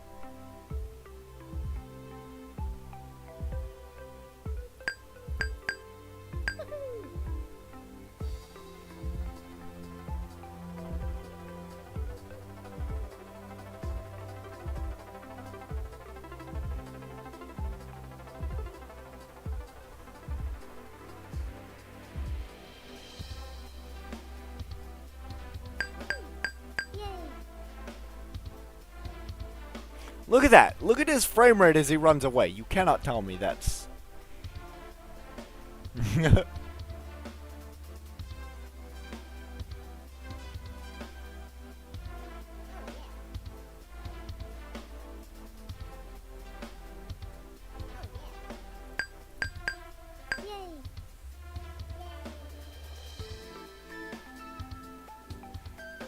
You know, Wayno's probably not wrong. The fact that slavery is illegal in a lot of places has turned it into a black market, meaning the risk is high and the profit margins are higher for people who can successfully kidnap. He's not wrong, but yeah, Wayno, it's still not a fact that, like, I don't know. You know what I mean? Like, time and a place.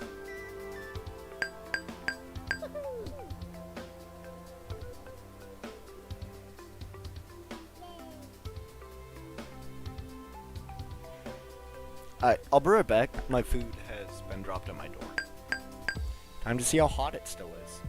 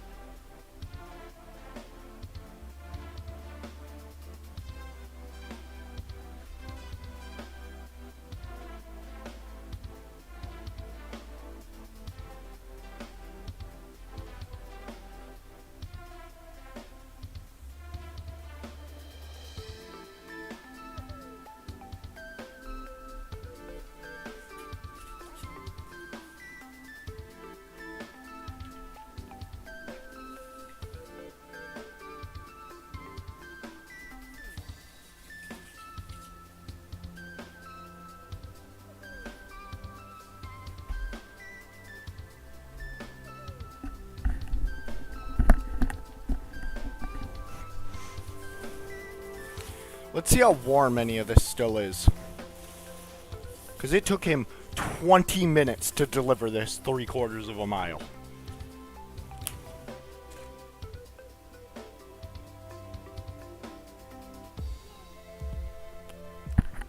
That is actually still impressively hot. What about the soup?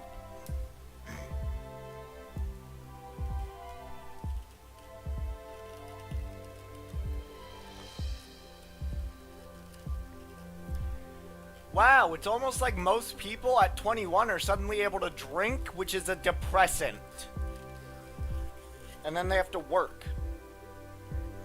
Well, they're actually so impressively hot. Dude must have a really good thermal bag.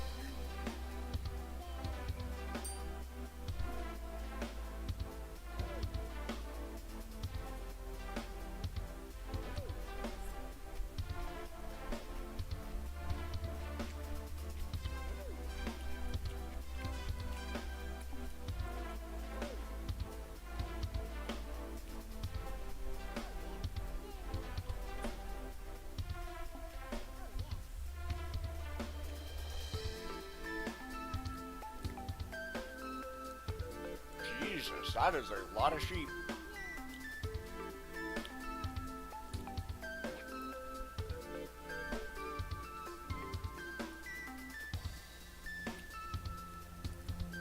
Also, hello, Think Run.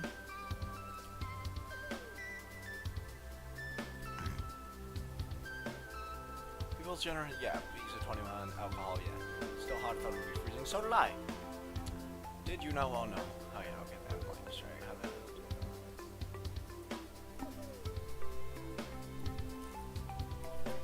The internet is a magical place.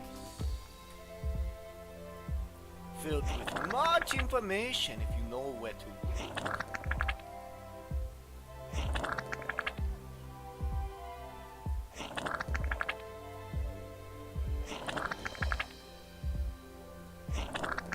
Wait, Exlordy, are you from Wales?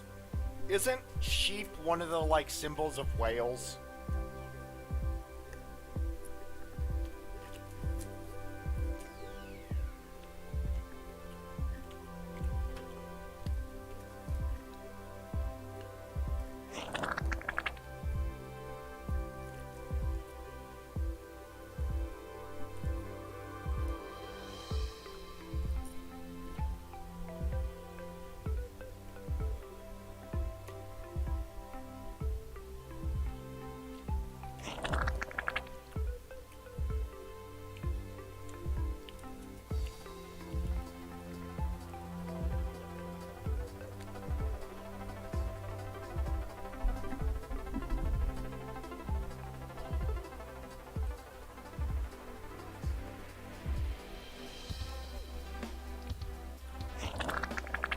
Razor thin margins, they probably calculated it that way.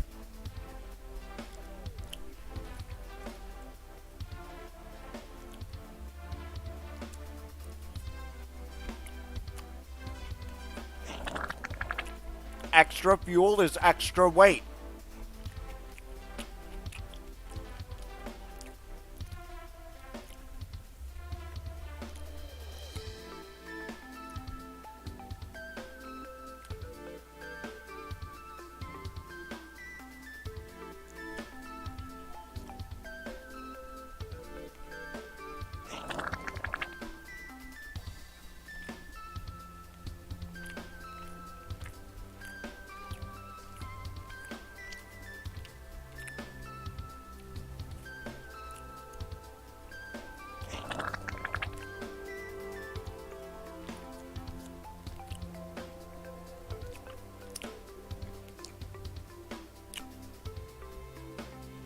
Sure, Armenti, why not? Okay guys, so for today's video, we'll be talking about 5 things that you probably missed from the Sweet Retreat update that recently just came out in Loomian Legacy. The first thing you probably missed from this update are the NPCs that actually appear in the Sweet Retreat. Every single NPC that appears in the Sweet Retreat is an NPC we've seen before in Loomian Legacy. However, there are some notable NPCs. And one notable NPC is Lucy. She basically goes with us everywhere we go in Loomian Legacy. She's part of our adventure. Also, other than Lucy, another NPC from our story that we see is Mabel. Other notable NPCs are those that appeared in the Rainbow Valley event that we basically had to battle. Here's the yellow NPC from the Rainbow Valley event, here's the green NPC from the Rainbow Valley event, here's the purple NPC from the Rainbow Valley event, and mainly here's the Rainbow Master from the Rainbow Valley event. There are many more other NPCs that also appear that you guys will recognize, such as Rainbow Rick, Every Color Master, Jake as well I believe, and much more. Moving on to the second thing that you probably missed from Sweet Retreat, let's talk about the Loomian references. Okay, so around the Sweet Retreat machines, there's actually 6 different Loomian references that you can literally just see here, and let's get to it. The first one here, literally obvious, is the Gamma Chompacker. It's just vibing over here. He literally just dispenses the cakes. Second over here is the Gleam Valence, just here helping us with the cakes. Then here we have a Gleam Gexplode, which just basically burns up the cake, and that sort of makes sense. Then we got the arms from the diver here putting on the frosting, which is really cool. Moving on, we got this part from Concreton, which is very cool, you know, just chilling here and putting the toppings. And finally we have Alpha Stratus the sign here just chilling on the roof. Moving on to the third thing that you probably missed in this event are the food related decorations. Here we can see the trees that are basically just dripping down because they're pretty much just resembling ice cream. And if we actually go outside of Sweet Retreat, we can basically see how ice cream sandwiches are just making up the fence for Sweet Retreat, and that's pretty interesting, just the fact that ice cream sandwiches are not melting in the summer. The fourth thing that you probably missed are the references on the Loomians themselves. So every single cake Slugling that they released has 3 candles, which basically commemorates Loomian Legacy's 3rd year anniversary. Here we have Slugling, it has 1, 2, 3 candles. Here we have Escargot, which has 1, 2, 3 candles. And here we have Gasstroke with 1, 2, and 3 candles. Other than the event Loomians with the candles, we actually got a new fan cup this year. This is basically how last year's fan cup looked, and here is basically how this year's fan cup looks. Instead of holding a heart, it's basically holding a box of chocolates. And another reference on a Loomian itself, if you go to Haganosh's Loomipedia, it is said that if you're able to blow out all of the Haganosh's candles, your dreams will come true. So far, nobody has been able to blow out a single candle on Haganosh. And if you look closely at Haganosh, this is how the candle looks. If you go to the store and if you talk to this person, he's actually selling something called a birthday candle. The description of a birthday candle is a trick candle that is exceptionally difficult to blow out. It is said that it may induce evolution in certain Loomians. Basically, Haganoshes are filled with trick candles, which is why we are not able to blow out the candles in Haganosh. And the 5th thing that you probably missed from this update is, if you go and talk to this person over here, he basically says, adding Soul Crystal Dust to our suite sounded like a cool and original idea at first. The boss thinks that it should have been okay to use. He says it's not normal for things to simply just come to life just because you add a little Soul Crystal Dust. I wonder if there is more to the story. He's basically telling us that Sweet Retreat is currently owned by Polar Corporation. And essentially, Sweet Retreat is owned by Polar Corporation, we're working at Sweet Retreat, therefore we are currently working for Polar Corporation. Anyways guys, that's all for today's video. Thank you so much for watching. I'm Menti, and we lit. Huh, cool.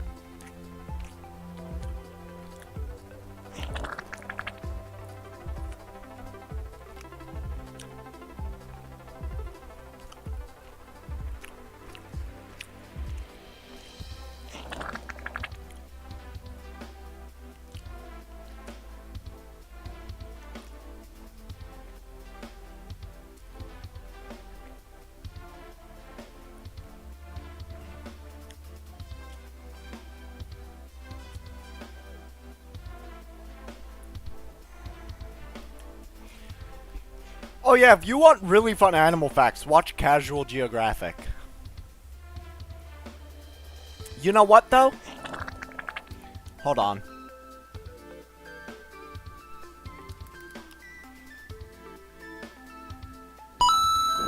No.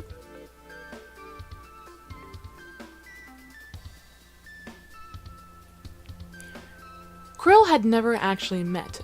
I'm just gonna put this on in the background while I'm eating.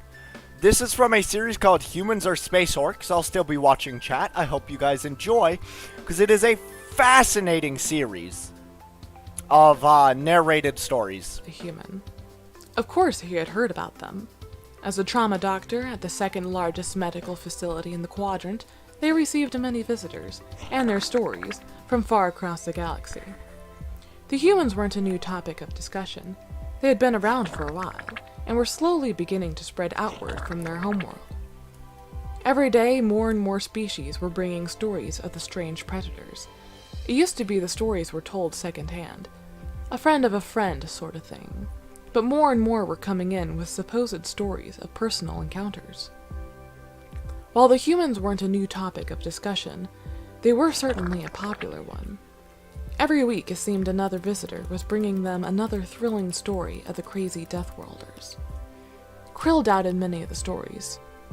As a medical professional, he relied on hard science facts and was not prone to flights of fancy. But one faithful solar cycle, he witnesses something that would change his opinion forever. It was a slow day. Most transports and stock ships had transferred out the day before, taking crews and accidents along with them. Crow floated aimlessly through the halls, checking on patients and occasionally sending a memo to a colleague. All this was easily done with 4 independent limbs and 4 separate cortical hemispheres. The lights in the building flashed suddenly red. Radio signals pulled against his lateral receptors as he turned to face down the hallway. The radio signals morphed into a voice. "Doctor, we have an emergency SOS from the USS Stabby requesting immediate medical assistance." The words used were unfamiliar to Krill as he took the next hallway at speed. Species? Scans indicate it is a human freelance ship. If it weren't for his medical training, he might have stopped in shock. Repeat? Humans. I'm sending a biological map now. The radio signals morphed, and the lateral cortical zone of his right posterior unit decoded the image. The human was an odd creature. 10-unit tall bipedal endoskeleton with 2 attached cortical hemispheres, heavy carbon-based, running by a circular pump and a complex set of smooth muscular tubes. With advanced medical training and 4 cortical hemispheres, he knew enough at that moment to perform most any emergency medical operation necessary. Upon seeing the biomap, he was almost 100% sure these stories had been false. Floating to a stop in the main medical unit, he waited with 2 supporting staff as they listened to the roar of the ship's engines approach from the sky.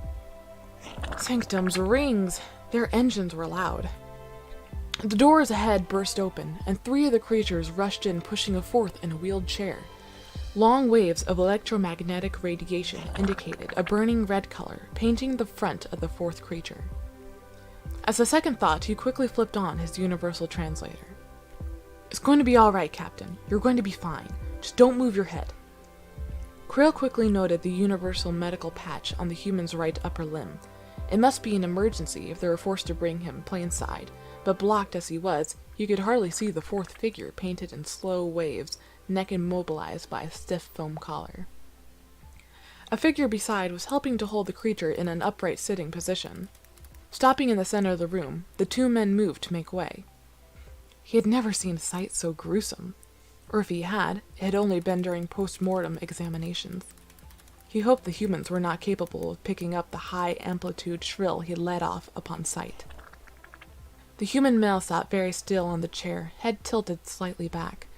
Blood had dripped from his right ocular socket, around the edges of the sharp metal rod protruding from its center. Around him, the other humans were frantic, letting out terrified little wails as they looked on. A couple quick calculations. The rod would have pierced cortical tissue. The human should be dead. He had to be. If medical school had taught him anything, it was that brain injury was impossible to survive. Quickly, Krill threw off his horror and moved forward, expecting to find the human circular pump non-functional, but a quick scan showed the organ to be still pumping, and doing so at a low, rather of 66 beats. How could this be? "Hey, Doc." Krill nearly leaped from its skin as the human spoke tight-lipped and very still, other eye opening to roll towards him, blurry and out of focus. Another squeak of horror. "Kid, do you help me out here? I think I got something stuck in my frontal lobe."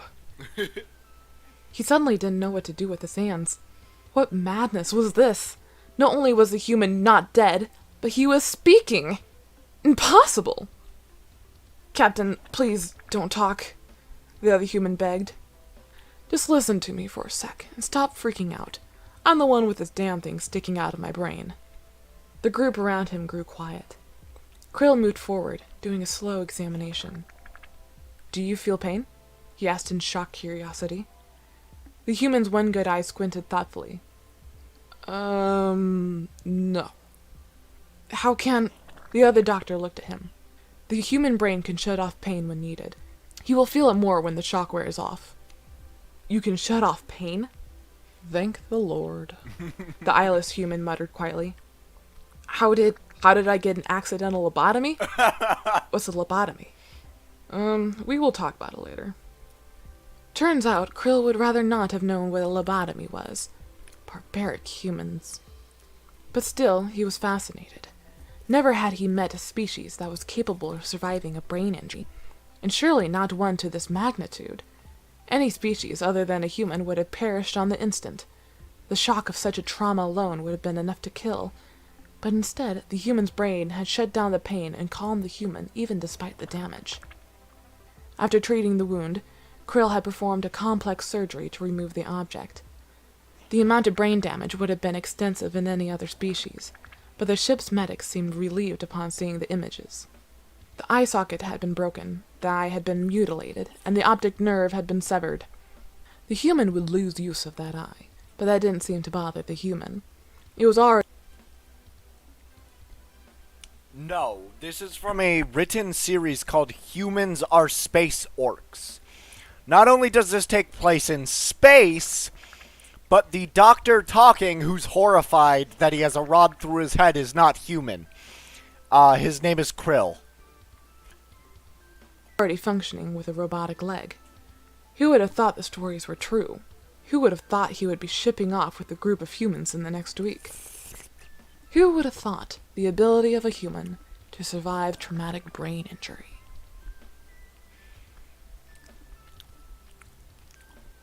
We should never have started a war against the galactic...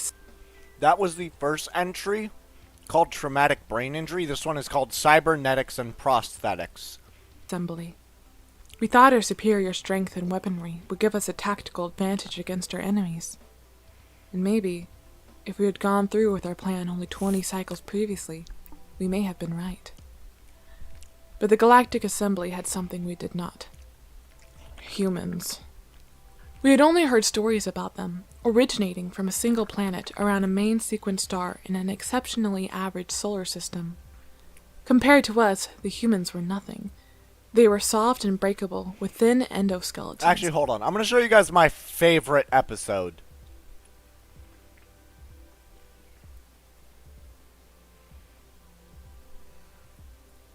From the Intergalactic Journal of Biology and Mechanics. During the solar cycle of 14456, a replication study was conducted by our scientists in the Intergalactic Congress Laboratory. The study attempted to replicate an experiment from a previously published human study. The results were a conclusive replication indicating that the human mouth contains up to 200 species of microorganisms at a concentration of 1,000 to 1 billion on each dental protrusion, or tooth. Despite their outworld classification as a Class A1 predator, on their own planet they meet a low classification of a D8 predator, or a B2 when factoring in their intelligence. For this reason, on their own planet, the humans are not considered to be venomous, despite the need for immediate hospitalization upon receiving a bite from their own species. Off-planet, their nature as an A1 apex predator gives them a subclass of a G6 venom predator. Though their saliva is not dangerous when in contact with open skin or carapace, immediate medical attention is required if bitten or spit on. Areas of danger include the eyes, nose, mouth, or any other orifice that allows access to the nervous system. Additional literature on the subject indicates that bacterial presence is used as a catalyst for breaking down food in the mouth. Other bacteria exist within the gut to help with food processing. Without bacterial assistance, food processing would be almost impossible for a human. The nature of this mutilism inoculates the human against most off-world diseases.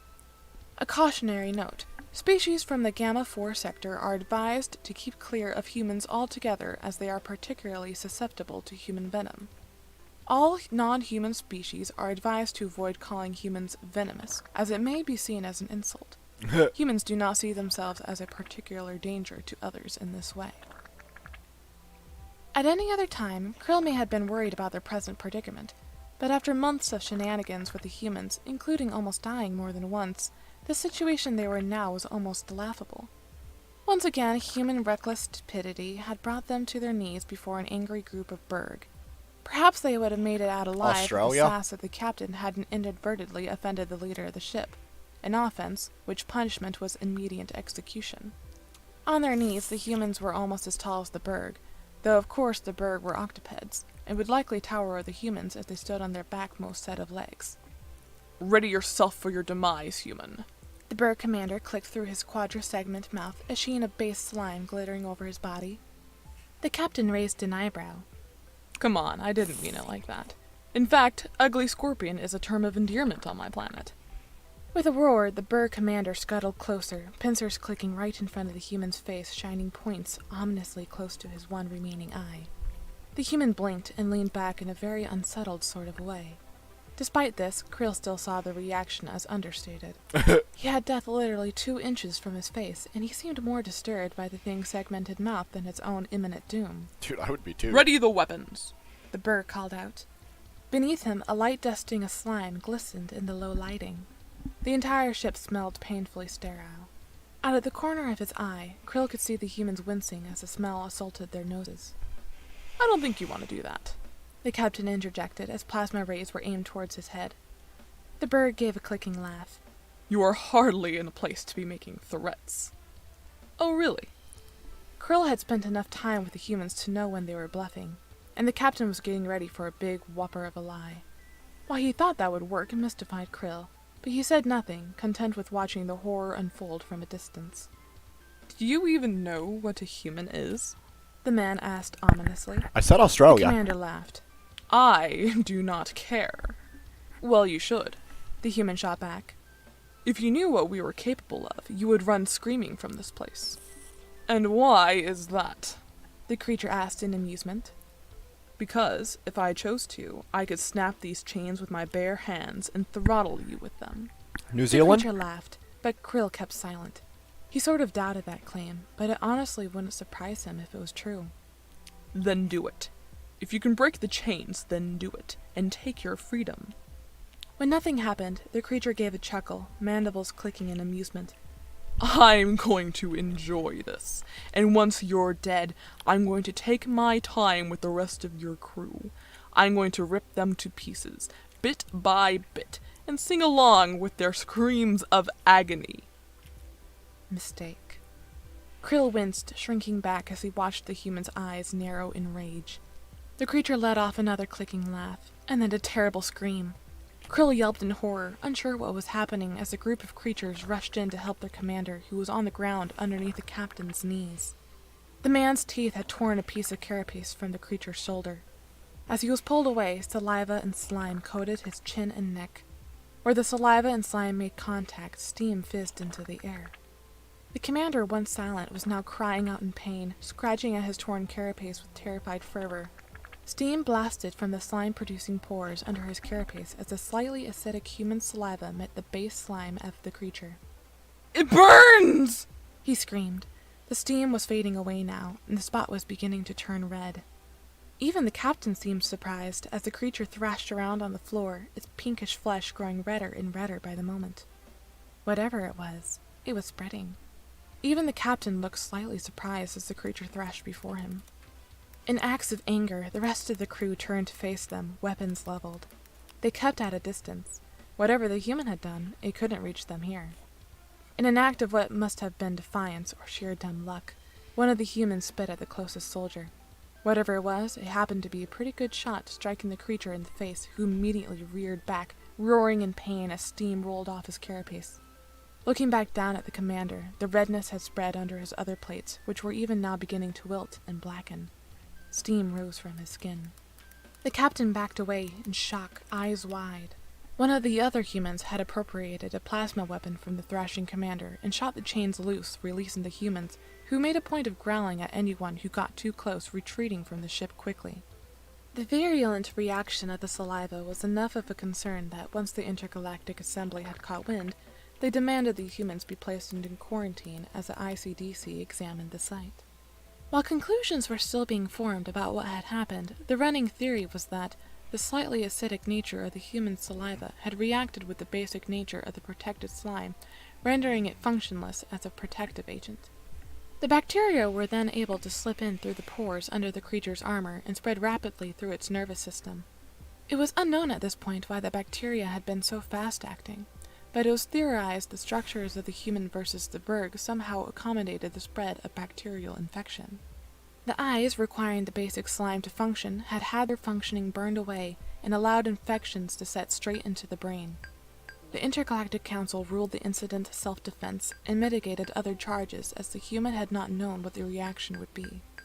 However, from that day on, a law was set in place determining that a human spitting at someone to be a Class 1 felony charge, or, in certain cases, attempted murder, while other precautions were put in place, forcing human inmates to wear spit shields when placed into custody.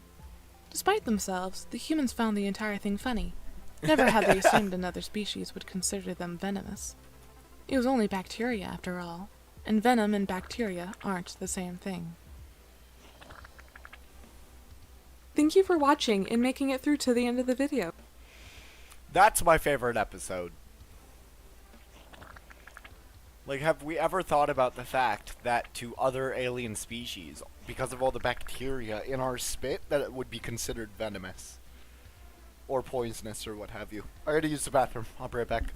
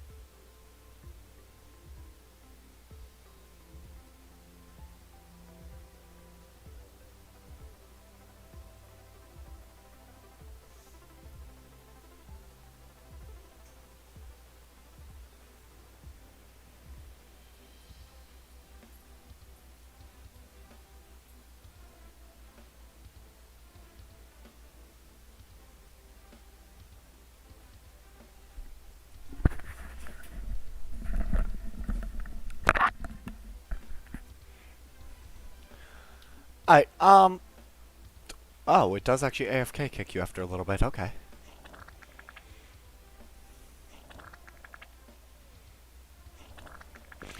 I mean, that's what I mean, when you're just not looking at it close enough.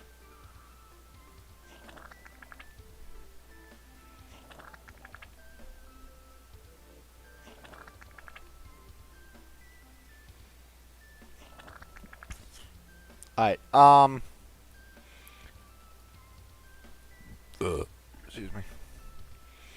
I am starting to develop a little bit of a headache on the back burner.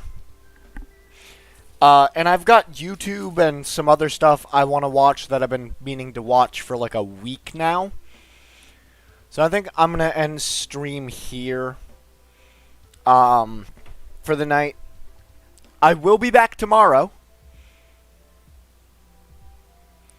But I don't want to ruin myself for tomorrow, especially because I need to also stream Raft Hardcore tomorrow night.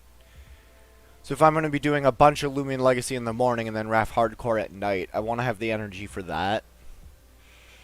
So I will see you guys tomorrow pretty much all day for first Loomian Legacy and then Raft Hardcore. But I'm going to head out for tonight so I can just kind of relax and make sure I don't wind up sick tomorrow. Thank you everybody for tuning in. I'll see you tomorrow and happy hunting.